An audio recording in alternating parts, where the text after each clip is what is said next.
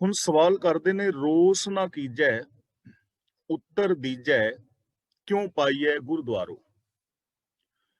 ਜਿਸ ਦਾ ਅਰਥ ਹੈ ਗੁੱਸਾ ਨਾ ਕਰਨਾ, ਉੱਤਰ ਦੇਣਾ ਕਿ ਗੁਰੂ ਦਾ ਦਰ ਕਿਵੇਂ ਪ੍ਰਾਪਤ ਹੁੰਦਾ ਹੈ। ਯਾਨੀ ਇਹ ਕਿਵੇਂ ਪਤਾ ਲੱਗੇ ਕਿ ਮੈਨੂੰ ਗੁਰੂ ਦਾ ਦਰ ਪ੍ਰਾਪਤ ਹੋ ਗਿਆ ਹੈ, ਮੈਨੂੰ ਗੁਰੂ ਦੀ ਰੱਬ ਦੀ ਪ੍ਰਾਪਤੀ ਹੋ ਗਈ ਹੈ, ਜਾਂ ਮੈਂ ਗੁਰੂ ਦੇ ਨਾਲ ਜੁੜ ਗਿਆ ਹਾਂ।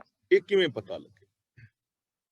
ਇਹਨੂੰ ਬੁਰਾ ਨਾ ਮਨਾਣਾ, ਗੁੱਸਾ ਨਾ ਕਰਨਾ, ਉੱਤਰ ਦੇਣਾ ਕਿ ਕਿਵੇਂ ਪਤਾ ਲੱਗੇ ਮੈਂ ਗੁਰੂ ਦੇ ਨਾਲ ਜੁੜ ਗਿਆ। ਤਾਂ ਹੁਣ ਗੁਰੂ ਸਾਹਿਬ ਜੀ ਇਸ ਦਾ ਉੱਤਰ ਦੇ ਰਹੇ ਨੇ ਅਗਲੀ ਪੰਕਤੀ ਵਿੱਚ। ਇਹ ਮਨ ਚਲਤੋ ਸੱਚ ਘਰ ਬੈਸੈ, ਨਾਨਕ ਨਾਮ ਆਧਾਰੋ। ਵਿਸ਼ਰਾਮ ਦੁਬਾਰਾ ਸੁਣ ਲਓ। ਇਹ ਮਨ ਚਲਤੋ ਸੱਚ ਘਰ ਬੈਸੈ, ਨਾਨਕ ਨਾਮ ਆਧਾਰੋ। ਇਹਨੂੰ ਬੈਸੇ ਨੂੰ ਬੈਸੇ ਨਹੀਂ ਪੜਨਾ, ਸੱਸੇ ਨਾਲ ਦੁਲਾਵਾਂ ਲਗਾਣੀਆਂ ਨੇ, ਬੈਸੈ।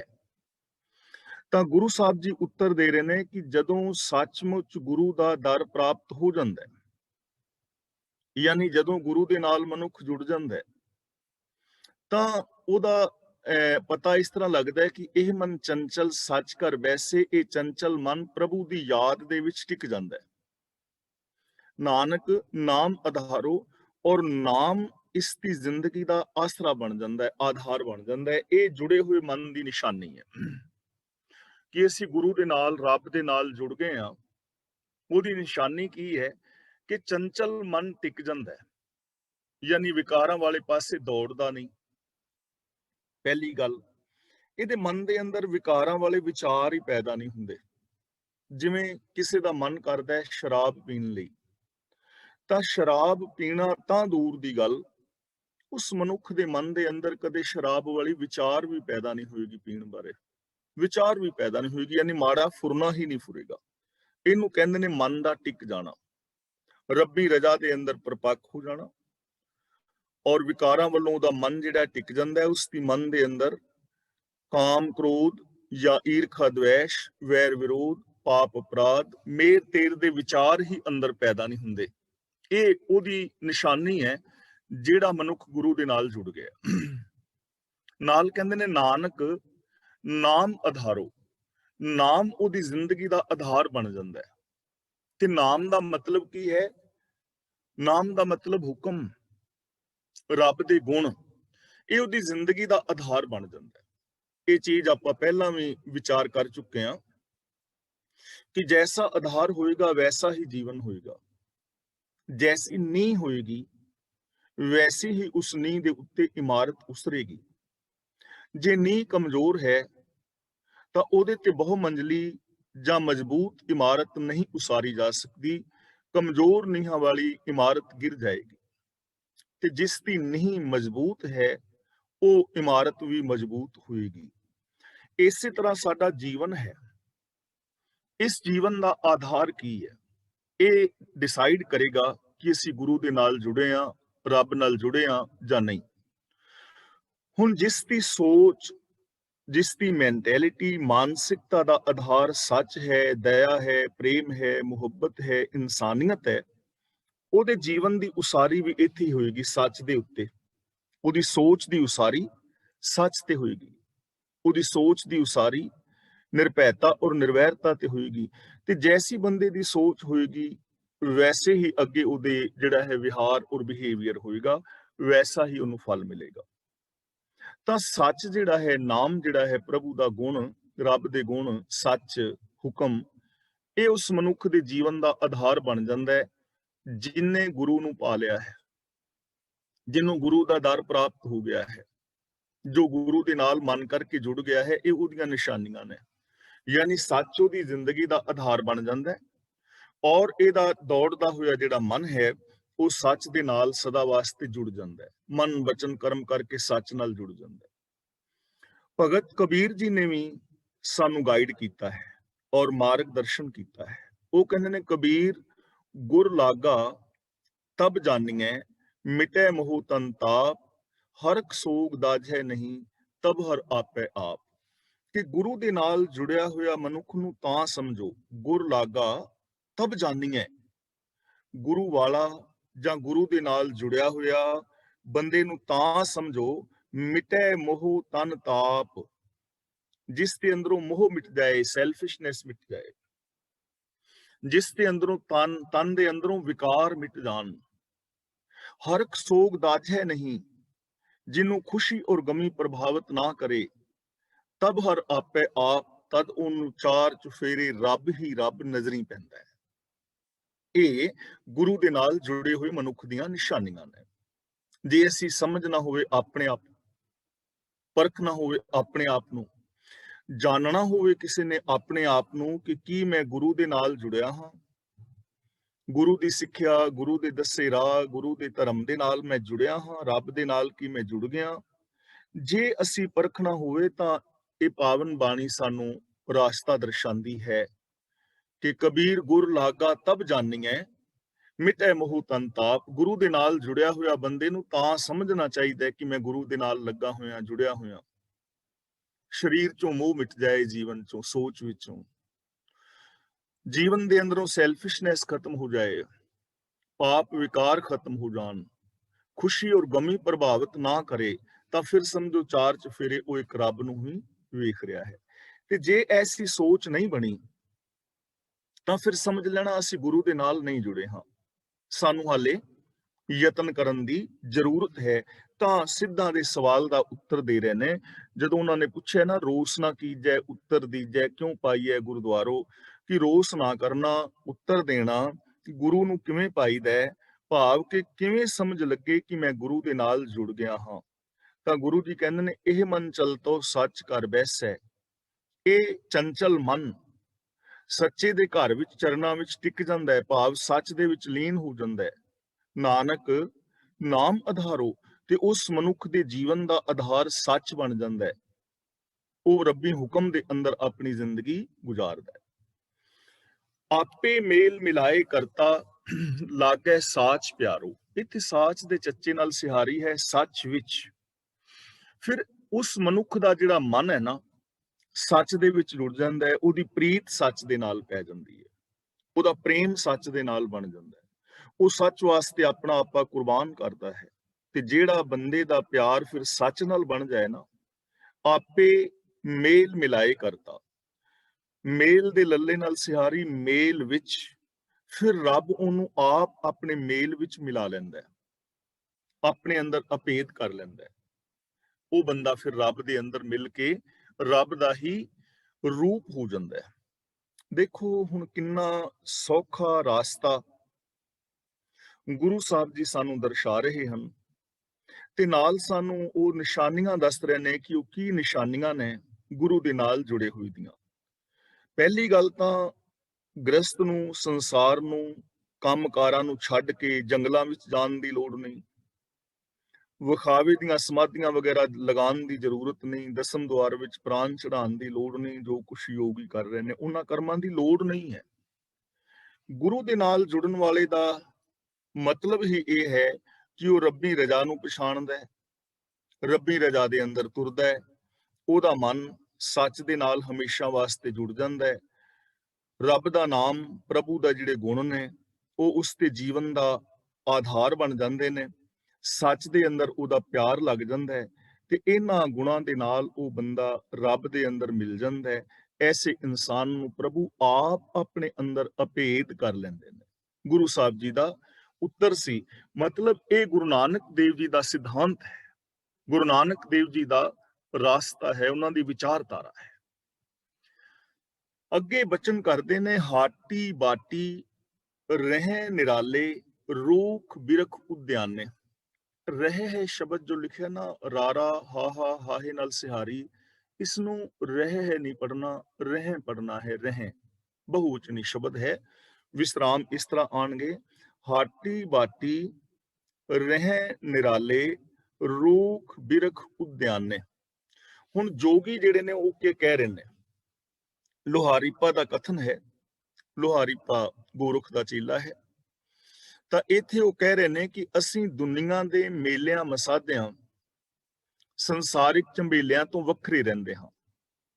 ਜੰਗਲ ਵਿੱਚ ਕਿਸੇ ਰੁੱਖ ਬਿਰਖ ਹੇਠ ਰਹਿੰਦੇ ਹਾਂ। ਰੁੱਖ ਬਿਰਖ ਦਾ ਮਤਲਬ ਰੁੱਖ ਥੱਲੇ, ਕਿਸੇ ਵਰਕਸ਼ ਥੱਲੇ ਰਹਿੰਦੇ ਹਾਂ। ਹਾਟੀ ਦਾ ਮਤਲਬ ਹੱਟੀਆਂ, ਬਾਟੀ ਦਾ ਮਤਲਬ ਰਾਸਤੇ, ਹਾਟੀ ਦਾ ਮਤਲਬ ਮੇਲਾ, ਮੰਡੀ, ਦੁਕਾਨ। ਇਹਨਾਂ ਚੀਜ਼ਾਂ ਤੋਂ ਅਸੀਂ ਭਾਵ ਜਿਹੜੇ ਮੇਲੇ ਮਸਾਦੇ ਨੇ, ਜਿਹੜੇ ਸੰਸਾਰਿਕ ਝੰਬੇਲੇ ਨੇ, ਇਹਨਾਂ ਤੋਂ ਅਸੀਂ ਵੱਖਰੇ ਹਾਂ। ਨਾ ਅਸੀਂ ਦੁਨੀਆਦਾਰੀ ਵਿੱਚ ਪੈਂਦੇ ਹਾਂ, ਨਾ ਅਸੀਂ ਸ਼ਹਿਰ ਬਾਜ਼ਾਰਾਂ ਵਿੱਚ ਸਾਨੂੰ ਜਾਣ ਦੀ ਲੋੜ ਹੈ, ਨਾ ਸਾਨੂੰ ਆਮ ਲੋਕਾਂ ਨਾਲ ਮਿਲਣ ਦੀ ਲੋੜ ਹੈ, ਘਰਾਂ ਮਕਾਨਾਂ ਦੀ ਲੋੜ ਨਹੀਂ।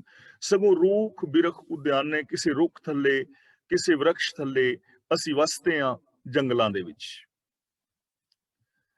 ਕੰਦ ਮੂਲ ਆਹਾਰੋ ਖਾਈਏ, ਔਧੂ ਬੋਲੇ ਗਿਆਨੇ। ਖਾਈਏ ਤੇ ਵਿਸਰਾਮ ਲਗਾਵਾਂਗੇ। ਕੰਦ ਦਾ ਮਤਲਬ ਹੈ ਧਰਤੀ ਦੇ ਅੰਦਰ ਉੱਗਣ ਵਾਲੀਆਂ ਚੀਜ਼ਾਂ। ਕੰਦ ਜਿਵੇਂ ਗਾਜਰ ਜਾਂ ਮੂਲੀ ਹੈ, ਸਬਜ਼ੀਆਂ ਨੇ। ਤੇ ਮੂਲ ਦਾ ਮਤਲਬ ਮੂਲੀ, ਕੰਦ ਮੂਲ ਦਾ ਮਤਲਬ ਮੂਲੀ ਆਦਿਕ, ਜਿਹੜੀਆਂ ਚੀਜ਼ਾਂ ਜ਼ਮੀਨ ਦੇ ਵਿੱਚ ਉੱਗਦੀਆਂ ਨੇ ਉਹਨਾਂ ਨੂੰ ਕੰਦ ਮੂਲ ਕਹਿ ਦਿੰਦੇ ਨੇ। ਖੁਰਾਕ, ਆਹਾਰੋ ਦਾ ਮਤਲਬ ਖੁਰਾਕ। ਔਧੂ ਦਾ ਮੀਨਿੰਗ ਹੈ ਵਿਰਕਤ, ਜੋਗੀ। ਬੋਲੇ ਦਾ ਭਾਵ ਬੋਲਿਆ। ਤਾਂ ਹੁਣ ਗੁਰੂ ਨਾਨਕ ਦੇਵ ਜੀ ਦੇ ਨਾਲ ਵਿਚਾਰ ਕਰਦਿਆਂ ਅਗਲੀ ਗੱਲ ਜੋਗੀ ਬੋਲ ਰਿਹਾ ਹੈ ਕਿ ਗਾਜਰ ਮੂਲੀ ਉੱਤੇ ਗੁਜ਼ਾਰਾ ਕਰਦੇ ਹਾਂ। ਜੋਗੀ ਲੋਹਾਰੀਪਾ ਨੇ ਜੋਗ ਦਾ ਗਿਆਨ ਮਾਰਗ ਇੰਜ ਦੱਸਿਆ। ਜੋਗੀ, ਇਹ ਔਧੂ ਬੋਲੇ ਗਿਆਨੇ ਦਾ ਮਤਲਬ ਆਪਣੇ ਗਿਆਨ ਦੀ ਗੱਲ ਕਰ ਰਿਹਾ ਹੈ। ਇਹ ਜੋਗੀਆਂ ਦੀ ਗੱਲ ਹੈ। ਕੰਦ ਮੂਲ ਆਹਾਰੋ ਖਾਈਏ, ਕਿ ਅਸੀਂ ਕੰਦ ਮੂਲ ਖਾਂਦੇ ਹਾਂ, ਗਾਜਰ ਮੂਲੀ ਵਗੈਰਾ ਖਾ ਕੇ ਗੁਜ਼ਾਰਾ ਕਰਦੇ ਹਾਂ। ਹੁਣ ਦੇਖੋ, ਜੇ ਸਿਰਫ ਇਸ ਇੱਕ ਪੰਕਤੀ ਨੂੰ ਲੈ ਲਈਏ ਤੇ ਗੁਰੂ ਜੀ ਕਹਿੰਦੇ ਹਨ ਕੰਦ ਮੂਲ ਆਹਾਰੋ ਖਾਈਏ, ਔਧੂ ਬੋਲੇ ਗਿਆਨੇ, ਕਿ ਕੰਦ ਮੂਲ ਆਹਾਰ ਖਾਣਾ ਚਾਹੀਦਾ, ਤੇ ਗੁਰੂ ਨਾਨਕ ਦੇਵ ਦੀ ਵਿਚਾਰ ਨਹੀਂ ਹੈ। ਇਹ ਯੋਗੀਆਂ ਦੀ ਵਿਚਾਰ ਹੈ। ਉਹ ਪੇਸ਼ ਕਰ ਰਹੇ ਨੇ ਆਪਣੇ ਵਿਚਾਰ ਨੂੰ ਕਿ ਹਾਟੀ ਬਾਟੀ ਰਹਿ ਨਿਰਾਲੇ, ਰੂਖ ਬਿਰਖ ਉਦਿਆਨੇ। ਇਹ ਗੁਰੂ ਨਾਨਕ ਦੇਵ ਦੀ ਵਿਚਾਰ ਨਹੀਂ, ਇਹ ਵਿਚਾਰ ਜੋਗੀਆਂ ਦੀ ਹੈ। ਉਹ ਦੱਸ ਰਹੇ ਨੇ ਕਿ ਅਸੀਂ ਦੁਨੀਆ ਦੇ ਝਮੇਲਿਆਂ ਤੋਂ ਵੱਖਰੇ ਰਹਿੰਦੇ ਹਾਂ, ਰੁੱਖਾਂ ਦਰਖਤਾਂ ਥੱਲੇ ਜੰਗਲ ਦੇ ਅੰਦਰ ਵਸ ਲੈਂਦੇ ਹਾਂ, ਕੰਦ ਮੂਲ ਆਦਿ ਖਾ ਕੇ ਗੁਜ਼ਾਰਾ ਕਰਦੇ ਹਾਂ। ਇਹ ਜੋਗੀ ਜਿਹੜਾ ਹੈ ਨਾ, ਔਧੂ ਦਾ ਮਤਲਬ ਵਿਰਕਤ ਜੋਗੀ ਬੋਲ ਰਿਹਾ ਹੈ। ਅੱਗੇ ਕਹਿੰਦੇ ਨੇ ਤੀਰਥ ਨਾਈਐ, ਸੁਖ ਫਲ ਪਾਈਐ, ਮੈਲ ਨਾ ਲਾਗੈ ਕਾਈ। ਨਾਈਏ ਸ਼ਬਦ ਲਿਖਿਆ ਹੈ, ਨਾਈਐ। ਇਹਨੂੰ ਨਾਈਏ ਨਹੀਂ ਪੜਨਾ, ਨੰਨੇ ਦੇ ਪੈਰ ਥੱਲੇ ਅੱਧਾ ਹਾਹਾ ਲਗਾਉਣਾ ਹੈ। ਤੀਰਥ ਨਾਈਐ, ਇੱਥੇ ਵਿਸਰਾਮ ਲੱਗੇਗਾ। ਤੀਰਥ ਨਾਈਐ, ਸੁਖ ਫਲ ਪਾਈਐ, ਮੈਲ ਨਾ ਲਾਗੈ ਕਾਈ। ਹੁਣ ਇਹ ਪੰਕਤੀ ਜੋਗੀਆਂ ਵੱਲੋਂ ਉਚਾਰਨ ਕੀਤੀ ਹੋਈ ਹੈ।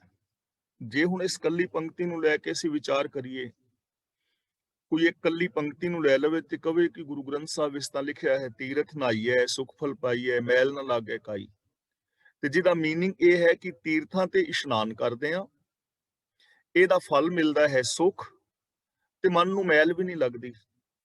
ਅਰਥ ਤਾਂ ਇਹੀ ਹੈ ਨਾ, ਤੀਰਥਾਂ ਤੇ ਇਸ਼ਨਾਨ ਕਰਦੇ ਆ, ਸੁਖ ਰੂਪ ਫਲ ਮਿਲਦਾ ਹੈ ਤੇ ਮਨ ਨੂੰ ਕੋਈ ਮੈਲ ਵੀ ਨਹੀਂ ਲੱਗਦੀ। ਪਰ ਇਹ ਗੱਲ ਜੋਗੀਆਂ ਦੀ ਹੈ, ਗੁਰੂ ਨਾਨਕ ਦੇਵ ਦੇ ਇਹ ਵਿਚਾਰ ਨਹੀਂ ਹਨ। ਜੋਗੀ ਆਪਣਾ ਵਿਚਾਰ ਦੱਸ ਰਹੇ ਨੇ ਕਿ ਅਸੀਂ ਰੁੱਖਾਂ ਦਰਖਤਾਂ ਥੱਲੇ ਆਰਾਮ ਕਰ ਲੈਂਦੇ ਆ, ਜੰਗਲਾਂ ਵਿੱਚ ਕੰਦ ਮੂਲ ਖਾ ਕੇ ਗੁਜ਼ਾਰਾ ਕਰਦੇ ਆ, ਦੁਨੀਆਂ ਦੇ ਝਮੇਲਿਆਂ ਤੋਂ ਵੱਖਰੇ ਰਹਿੰਦੇ ਆ, ਤੀਰਥਾਂ ਤੇ ਇਸ਼ਨਾਨ ਕਰਦੇ ਆ, ਇਹਦੇ ਨਾਲ ਸਾਨੂੰ ਸੁੱਖਾਂ ਦਾ ਫਲ ਮਿਲਦਾ ਹੈ ਔਰ ਮਨ ਨੂੰ ਮੈਲ ਵੀ ਨਹੀਂ ਲੱਗਦੀ। ਇਸ ਤਰ੍ਹਾਂ ਅਸੀਂ ਸ਼ੁੱਧ ਔਰ ਸਪਸ਼ਟ ਜ਼ਿੰਦਗੀ ਜੀਂਦੇ ਆ। ਇਹ ਵਿਚਾਰ ਜੋਗੀ ਦੱਸ ਰਹੇ ਨੇ। ਗੋਰਖਪੂਤ ਲੋਹਾਰੀਪਾ ਬੋਲੇ, ਜੋਗ ਜੁਗਤ ਬਿਦ ਸਾਈ। ਸਾਈ ਦਾ ਮਤਲਬ ਇਹੀ, ਗੋਰਖਪੂਤ ਦਾ ਮਤਲਬ ਗੋਰਖਨਾਥ ਦਾ ਪੁੱਤਰ ਯਾਨੀ ਚੇਲਾ।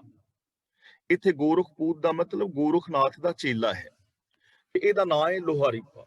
ਗੋਰਖਪੂਤ, ਗੋਰਖ ਦਾ ਚੇਲਾ, ਲੋਹਾਰੀਪਾ ਬੋਲੇ। ਲੋਹਾਰੀਪਾ ਜਿਹੜਾ ਹੈ ਉਹ ਬੋਲਿਆ ਹੈ ਜੋਗ ਜੁਗਤ ਬਿਦ ਸਾਈ, ਕਿ ਇਹ ਜੋਗ ਦੀ ਜੁਗਤੀ ਹੈ, ਰੱਬ ਦੇ ਨਾਲ ਜੁੜਨ ਦੀ ਇਹ ਜੁਗਤੀ ਹੈ। ਅਸੀਂ ਐਵੇਂ ਰੱਬ ਦੇ ਨਾਲ ਜੁੜੇ ਰਹਿੰਦੇ ਹਾਂ। ਇਹ ਉੱਤਰ ਜਿਹੜੇ ਨੇ ਜੋਗੀਆਂ ਨੇ ਦਿੱਤੇ ਨੇ, ਇਹ ਆਪਣਾ ਮਤ ਜੋਗੀਆਂ ਨੇ ਪੇਸ਼ ਕੀਤਾ ਹੈ। ਹੁਣ ਗੁਰੂ ਨਾਨਕ ਦੇਵ ਜੀ ਮਹਾਰਾਜ ਦੱਸ ਰਹੇ ਨੇ, ਗੁਰੂ ਨਾਨਕ ਦੇਵ ਜੀ ਦੀ ਵਿਚਾਰ ਹੁਣ ਅਗਲੀ ਹੈ, ਉੱਤਰ ਇਹ ਦੇ ਰਹੇ ਨੇ ਕਿ ਅਸਲੀਅਤ ਕੀ ਹੈ, ਅਸਲ ਦੇ ਅੰਦਰ ਕਿਵੇਂ ਜ਼ਿੰਦਗੀ ਜੀਵੀ ਜਾ ਸਕਦੀ ਹੈ। ਜੇ ਸਾਰੇ ਲੋਕ ਦੁਨੀਆ ਨੂੰ ਛੱਡ ਕੇ ਚਲੇ ਜਾਣ, ਰੁੱਖਾਂ ਦਰਖਤਾਂ ਥੱਲੇ ਸੌਣ, ਤਾਂ ਫਿਰ ਕੀ ਗੁਜ਼ਾਰਾ ਹੋ ਜਾਏਗਾ? ਜ਼ਿੰਦਗੀ ਨਹੀਂ ਨਾ ਚੱਲ ਸਕਦੀ, ਚੱਲ ਹੀ ਨਹੀਂ ਸਕਦੀ। ਤਾਂ ਗੁਰੂ ਪਾਤਸ਼ਾਹ ਜੀ ਕਹਿੰਦੇ ਨੇ ਵੀ ਪਿਆਰਿਓ, ਗੱਲ ਇਹ ਨਹੀਂ ਹੈ ਕਿ ਦੁਨੀਆ ਨੂੰ ਛੱਡ ਜਾਓ, ਰੁੱਖਾਂ ਦਰਖਤਾਂ ਥੱਲੇ ਸੌਂਦੇ ਫਿਰੋ। ਇਹ ਚੀਜ਼ ਨਹੀਂ ਹੈ। ਅਸਲੀਅਤ ਇਹ ਹੈ ਕਿ ਹਾਟੀ ਬਾਟੀ ਨੀਂਦ ਨਾ ਆਵੇ, ਪਰ ਘਰ ਚਿਤ ਨਾ ਡੋਲਾਈ। ਇੱਥੇ ਡੁਲਾਈ ਪੜਾਂਗੇ, ਔਂਕੜ ਵਾਲਾ ਪੜਨਾ ਹੈ। ਸ਼ਬਦ ਹੈ ਡੋਲਾਈ, ਪਰ ਇੱਥੇ ਛੰਦ ਨੂੰ ਪੂਰਾ ਰੱਖਣ ਵਾਸਤੇ ਔਂਕੜ ਲਗਾਇਆ ਹੈ। ਡੁਲਾਈ ਡੱਡੇ ਦੇ ਥੱਲੇ ਔਂਕੜ ਵੀ ਹੈ, ਹੂੜਾ ਵੀ ਹੈ। ਮੂਲ ਸ਼ਬਦ ਹੈ ਡੋਲਾਈ ਹੂੜੇ ਨਾਲ, ਲੇਕਿਨ ਉਚਾਰਨ ਹੋਏਗਾ ਔਂਕੜ ਨਾਲ ਡੁਲਾਈ। ਹਾਟੀ ਬਾਟੀ ਨੀਂਦ ਨਾ ਆਵੇ, ਪਰ ਘਰ ਚਿਤ ਨਾ ਡੁਲਾਈ। ਗੁਰੂ ਜੀ ਕਹਿੰਦੇ ਨੇ ਕਿ ਅਸਲ ਗਿਆਨ ਦੀ ਵਿਚਾਰ ਇਹ ਹੈ ਕਿ ਦੁਨੀਆ ਦੇ ਧੰਦਿਆਂ ਵਿੱਚ ਰਹਿੰਦਿਆਂ ਮਨੁੱਖ ਨੂੰ ਨੀਂਦ ਨਾ ਆਏ, ਮਨੁੱਖ ਸੌ ਨਾ ਜਾਏ, ਯਾਨੀ ਗਫਲਤ ਨਾ ਹੋ ਜਾਏ, ਗਫਲਤ ਦੀ ਨੀਂਦ ਵਿੱਚ ਨਾ ਸੋਵੇ। ਨੀਂਦ ਦਾ ਮਤਲਬ ਕਿ ਉਹ ਗਰਕ ਨਾ ਹੋ ਜਾਏ, ਉਹਦੇ ਵਿੱਚ ਫਸ ਨਾ ਜਾਏ, ਔਰ ਪਰਾਏ ਘਰ ਵੱਲ ਵੇਖ ਕੇ ਚਿੱਤ ਨਾ ਡੋਲਣ ਦੇਵੇ। ਪਰਾਏ ਘਰ ਦਾ ਮਤਲਬ ਇੱਥੇ ਪਰਾਇਆ ਧਨ ਵੀ ਹੈ, ਪਰਾਇਆ ਤਨ ਵੀ ਹੈ। ਆਮ ਮਨੁੱਖ ਪਰਾਏ ਤਨ ਔਰ ਧਨ ਨੂੰ ਵੇਖ ਕੇ ਆਪਣਾ ਦੀਨ ਈਮਾਨ ਹਾਰ ਦਿੰਦਾ ਹੈ। ਉਹਦੇ ਮਨ ਦੇ ਅੰਦਰ ਗਲਤ ਭਾਵਨਾਵਾਂ ਪੈਦਾ ਹੁੰਦੀਆਂ ਨੇ। ਕਿਸੇ ਸੁੰਦਰ ਸਰੀਰ ਵਾਲੀ ਔਰਤ ਨੂੰ ਤੱਕ ਕੇ ਉਸ ਦੇ ਅੰਦਰ ਕਾਮ ਵਾਸਨਾ ਜਾਗਦੀ ਹੈ, ਜਾਂ ਪਰਾਏ ਧਨ ਨੂੰ ਵੇਖ ਕੇ ਉਹਦੇ ਅੰਦਰ ਲੋਭ ਲਾਲਚ ਜਾਂ ਈਰਖਾ ਆਦਿਕ ਪੈਦਾ ਹੁੰਦੀ ਹੈ। ਤਾਂ ਗੁਰੂ ਪਾਤਸ਼ਾਹ ਜੀ ਕਹਿੰਦੇ ਨੇ ਐਸਾ ਨਾ ਹੋਵੇ। ਹਾਟੀ ਬਾਟੀ ਨੀਂਦ ਨਾ ਆਵੇ ਦਾ ਮਤਲਬ ਇਹ ਹੈ ਕਿ ਰਹਿ ਬੰਦਾ ਸੰਸਾਰ ਦੇ ਅੰਦਰ, ਲੇਕਿਨ ਇਹਨਾਂ ਪਦਾਰਥਾਂ ਦੇ ਵਿੱਚ ਗਰਕ ਨਾ ਹੋਵੇ। ਮਿਸਾਲ ਵਜੋਂ ਜਿਵੇਂ ਭਗਤ ਕਬੀਰ ਜੀ ਕਹਿੰਦੇ ਨੇ ਨਾ, ਬਹੁ ਪਰਪੰਚ ਕਰ ਪਰ ਧਨ ਲਿਆਵੇ, ਸੁਤ ਦਾਰਾ ਪਹਿ ਆਨ ਲੁਟਾਵੇ, ਮਨ ਮੇਰੇ ਭੂਲੇ ਕਪਟ ਨਾ ਕੀਜੈ, ਅੰਤ ਨਬੇਰਾ ਤੇਰੇ ਜੀ ਪਹਿਲੀ ਜੈ। ਆਪਣੇ ਆਪਣੇ ਪਰਿਵਾਰਾਂ ਨੂੰ ਪਾਲਣਾ, ਆਪਣੇ ਜੀਵਨ ਦਾ ਨਿਰਵਾਹ ਕਰਨਾ ਇਮਾਨਦਾਰੀ ਦੇ ਨਾਲ, ਸੱਚੀ ਸੁੱਚੀ ਕਿਰਤ ਕਰਕੇ, ਇਹ ਹਰ ਇਨਸਾਨ ਦਾ ਹੱਕ ਹੈ, ਹਰ ਇਨਸਾਨ ਦਾ ਫਰਜ਼ ਹੈ। ਪਰ ਆਪਣੇ ਪਰਿਵਾਰ ਨੂੰ ਪਾਲਣ ਵਾਸਤੇ ਕਿਸੇ ਦੇ ਪਰਿਵਾਰ ਨੂੰ ਬਰਬਾਦ ਕਰ ਦੇਣਾ, ਜਿਹੜਾ ਬੰਦਾ ਮੋਹ 'ਚ ਫਸਿਆ ਹੋਏਗਾ ਨਾ, ਉਹ ਐਵੇਂ ਹੀ ਕਰੇਗਾ। ਆਪਣੀ ਇੱਜ਼ਤ ਵਾਸਤੇ ਕਿਸੇ ਦੀ ਬੇਇੱਜ਼ਤੀ ਕਰਨੀ, ਆਪਣੇ ਸੁੱਖਾਂ ਵਾਸਤੇ ਕਿਸੇ ਨੂੰ ਦੁੱਖਾਂ ਦੇ ਸਾਗਰ ਵਿੱਚ ਧਕੇਲਣਾ, ਆਪਣੇ ਰਾਸਤੇ ਵਿੱਚ ਫੁੱਲ ਖਿੜਾਉਣ ਲਈ ਕਿਸੇ ਦੇ ਰਾਸਤੇ ਦੇ ਅੰਦਰ ਕੰਡੇ ਬੀਜਣੇ, ਇਹ ਗਲਤ ਹੈ। ਇਸੇ ਨੂੰ ਕਹਿੰਦੇ ਨੇ ਹਾਟੀ ਬਾਟੀ ਨੀਂਦ ਨਾ ਆਵੇ, ਕਿ ਸੰਸਾਰ ਦੇ ਅੰਦਰ ਵਿਚਰਦਿਆਂ ਅਵਿਦਿਆ ਦੀ ਨੀਂਦ ਨਾ ਆਵੇ, ਬੰਦਾ ਸੁਚੇਤ ਰਹੇ ਔਰ ਪਰਾਏ ਘਰਾਂ ਨੂੰ ਵੇਖ ਕੇ ਆਪਣੇ ਚਿੱਤ ਨੂੰ ਡੋਲਣ ਨਾ ਦੇਵੇ। ਇਹ ਸਹੀ ਮਾਰਗ ਹੈ, ਇਹ ਜੀਵਨ ਦਾ ਸਹੀ ਰਾਸਤਾ ਹੈ। ਸੰਸਾਰ ਨੂੰ ਛੱਡਣ ਦੀ ਲੋੜ ਨਹੀਂ, ਸਮਾਧੀਆਂ ਲਾਉਣ ਦੀ ਲੋੜ ਨਹੀਂ, ਕੰਨ ਪੜਵਾਉਣ ਦੀ ਜ਼ਰੂਰਤ ਨਹੀਂ, ਕਾਰੋਬਾਰ ਛੱਡਣ ਦੀ ਲੋੜ ਨਹੀਂ। ਲੋੜ ਤਾਂ ਇਹ ਹੈ ਕਿ ਸੱਚ ਨੂੰ ਆਧਾਰ ਬਣਾ ਕੇ ਮਨੁੱਖੀ ਫਰਜ਼ਾਂ ਨੂੰ ਪੂਰੀਆਂ ਕੀਤਾ ਜਾਏ। ਲੋੜ ਤਾਂ ਇਹ ਹੈ ਕਿ ਜਗਤ ਦੇ ਅੰਦਰ ਜ਼ਿੰਦਗੀ ਜੀਂਦਿਆਂ ਵਿਕਾਰਾਂ ਤੋਂ ਬਚਿਆ ਜਾਏ, ਈਰਖਾ ਦਵੇਸ਼ ਵੈਰ ਵਿਰੋਧ ਨੂੰ ਖਤਮ ਕੀਤਾ ਜਾਏ, ਆਪਣੇ ਚਿੱਤ ਨੂੰ ਸੱਚ ਦੇ ਨਾਲ ਜੋੜ ਕੇ ਰੱਖਿਆ ਜਾਏ। ਬਿਨ ਨਾਮੈ ਮਨ ਟੇਕ ਨਾ ਟਿਕਈ, ਨਾਨਕ ਭੂਖ ਨਾ ਜਾਈ। ਬਿਨ ਨਾਮੈ ਮਨ ਟੇਕ ਨਾ ਟਿਕਈ, ਨਾਨਕ ਭੂਖ ਨਾ ਜਾਈ। ਭੂਖ ਦਾ ਮਤਲਬ ਤ੍ਰਿਸ਼ਨਾ, ਨਾਮ ਦਾ ਮਤਲਬ ਹੁਕਮ। ਬਿਨਾਂ ਹੁਕਮ ਦੀ ਸੂਝ ਤੋਂ ਮਨ ਟੇਕ ਨਾ ਟਿਕਈ, ਮਨ ਟਿਕ ਕੇ ਰਹਿ ਨਹੀਂ ਸਕਦਾ। ਨਾਨਕ ਭੂਖ ਨਾ ਜਾਈ, ਤੇ ਜਦੋਂ ਤੱਕ ਮਨ ਨਹੀਂ ਟਿਕਦਾ ਉਦੋਂ ਤੱਕ ਇਹਦੀ ਤ੍ਰਿਸ਼ਨਾ ਦੀ ਭੁੱਖ ਜਿਹੜੀ ਹੈ ਉਹ ਨਹੀਂ ਮਿਟਦੀ। ਹੁਣ ਬਿਨ ਨਾਵੇਂ, ਨਾਵੇਂ ਦਾ ਮਤਲਬ ਜੋ ਰੱਬੀ ਗੁਣ ਹੈ, ਰੱਬੀ ਰਜ਼ਾ ਹੈ। ਜਦ ਤੱਕ ਰੱਬੀ ਰਜ਼ਾ ਦੀ ਸਮਝ ਨਹੀਂ ਆਉਂਦੀ ਔਰ ਜਦੋਂ ਤੱਕ ਇਹ ਰੱਬੀ ਗੁਣਾਂ ਦੇ ਨਾਲ ਗੁਣਾਂ ਨੂੰ ਆਪਣੇ ਜੀਵਨ ਦਾ ਆਧਾਰ ਨਹੀਂ ਬਣਾਉਂਦਾ, ਉਦੋਂ ਤੱਕ ਇਹਦਾ ਮਨ ਟਿਕੇਗਾ ਨਹੀਂ। ਹੁਕਮ ਦੀ ਸਮਝ ਚਾਹੀਦੀ ਨਾ, ਸਿਸਟਮ ਦਾ ਪਤਾ ਹੋਣਾ ਚਾਹੀਦਾ ਕਿ ਇਹ ਦੁਨੀਆ ਜਿਹੜੀ ਹੈ ਕਿਵੇਂ ਚੱਲ ਰਹੀ ਹੈ। ਰਜ਼ਾ ਦੇ ਅੰਦਰ, ਭਾਣੇ ਦੇ ਅੰਦਰ ਹਰ ਚੀਜ਼ ਦੇ ਨੇਮ ਨੇ, ਨੇਮ ਤੋਂ ਬਾਹਰ ਕੁਝ ਵੀ ਨਹੀਂ ਹੈ। ਜੇ ਇਹਨਾਂ ਨੇਮਾਂ ਦਾ ਗਿਆਨ ਹੋ ਜਾਏ ਔਰ ਇਹਨਾਂ ਨੇਮਾਂ ਨੂੰ ਬੰਦਾ ਸਮਝ ਲਵੇ ਤਾਂ ਇਹਦਾ ਮਨ ਜਿਹੜਾ ਟਿਕ ਸਕਦਾ ਹੈ। ਤੇ ਜੇ ਗਿਆਨ ਨਹੀਂ ਹੈ, ਜੇ ਗੁਣਾਂ ਦੇ ਨਾਲ ਨਹੀਂ ਜੁੜਿਆ, ਤਾਂ ਫਿਰ ਔਗਣਾਂ ਵੱਲ ਤਾਂ ਮਨ ਜਾਏਗਾ ਹੀ ਜਾਏਗਾ ਨਾ। ਦੇਖੋ, ਮਨ ਦੇ ਅੰਦਰ ਵਿਚਾਰ ਪੈਦਾ ਹੋਣੇ ਹੀ ਹੋਣੇ ਨੇ। ਮਨ ਸੰਕਲਪਾਂ ਵਿਕਲਪਾਂ ਦੀ ਸੰਗ੍ਰਹਿ ਸ਼ਕਤੀ ਹੈ। ਮਨ ਚੋਂ ਵਿਚਾਰ ਪੈਦਾ ਹੋਣਗੇ ਹੀ ਹੋਣਗੇ। ਹੁਣ ਇਹ ਸਾਡੇ ਤੇ ਡਿਪੈਂਡ ਕਰਦਾ ਹੈ ਕਿ ਮਨ ਵਿੱਚ ਵਿਚਾਰ ਚੰਗੇ ਪੈਦਾ ਹੋਣ ਜਾਂ ਮਾੜੇ ਪੈਦਾ ਹੋਣ। ਜੇ ਸੱਚ ਦੇ ਨਾਲ ਮਨ ਨਹੀਂ ਜੁੜਿਆ, ਜੇ ਸੱਚ ਨੂੰ ਆਪਣੀ ਜ਼ਿੰਦਗੀ ਦਾ ਬੇਸ ਨਹੀਂ ਬਣਾਇਆ, ਤਾਂ ਫਿਰ ਝੂਠ ਫਰੇਬ ਦੇ ਵਿਚਾਰ ਪੈਦਾ ਹੋਣਗੇ ਹੀ ਹੋਣਗੇ, ਆਟੋਮੈਟਿਕਲੀ ਹੋਣਗੇ। ਜੇ ਸੰਤੋਖ ਨੂੰ ਆਪਣੇ ਜੀਵਨ ਦਾ ਬੇਸ ਨਹੀਂ ਬਣਾਇਆ, ਤਾਂ ਲਾਲਚ ਔਰ ਤ੍ਰਿਸ਼ਨਾ ਆਟੋਮੈਟਿਕਲੀ ਪੈਦਾ ਹੋਣਗੇ, ਕਿਉਂਕਿ ਜਿੱਥੇ ਚਾਨਣ ਨਹੀਂ ਹੈ ਉੱਥੇ ਹਨੇਰਾ ਆਟੋਮੈਟਿਕਲੀ ਹੋ ਜਾਏਗਾ। ਹਨੇਰਾ ਹੋਣ ਤੋਂ ਕੋਈ ਨਹੀਂ ਰੋਕ ਸਕਦਾ, ਚਾਨਣੇ ਨੂੰ ਪਾਸੇ ਕਰ ਦੋ, ਹਨੇਰਾ ਹੋਏਗਾ। ਸੱਚ ਨੂੰ ਪਾਸੇ ਕਰ ਦਿਆਂਗੇ, ਝੂਠ ਆਟੋਮੈਟਿਕਲੀ ਆ ਜਾਏਗਾ। ਇਸ ਲਈ ਗੁਰੂ ਜੀ ਕਹਿੰਦੇ ਨੇ, ਸੱਚ ਤੋਂ ਬਿਨਾ ਮਨ ਜਿਹੜਾ ਹੈ ਟਿਕਦਾ ਨਹੀਂ, ਔਰ ਸੱਚ ਨੂੰ ਸਮਝਣ ਤੋਂ ਬਿਨਾ, ਸੱਚ ਨੂੰ ਆਧਾਰ ਬਣਾਉਣ ਤੋਂ ਬਿਨਾ ਬੰਦੇ ਦੀ ਭੁੱਖ ਵੀ ਨਹੀਂ ਜਾਂਦੀ, ਤ੍ਰਿਸ਼ਨਾ ਵੀ ਨਹੀਂ ਜਾਂਦੀ।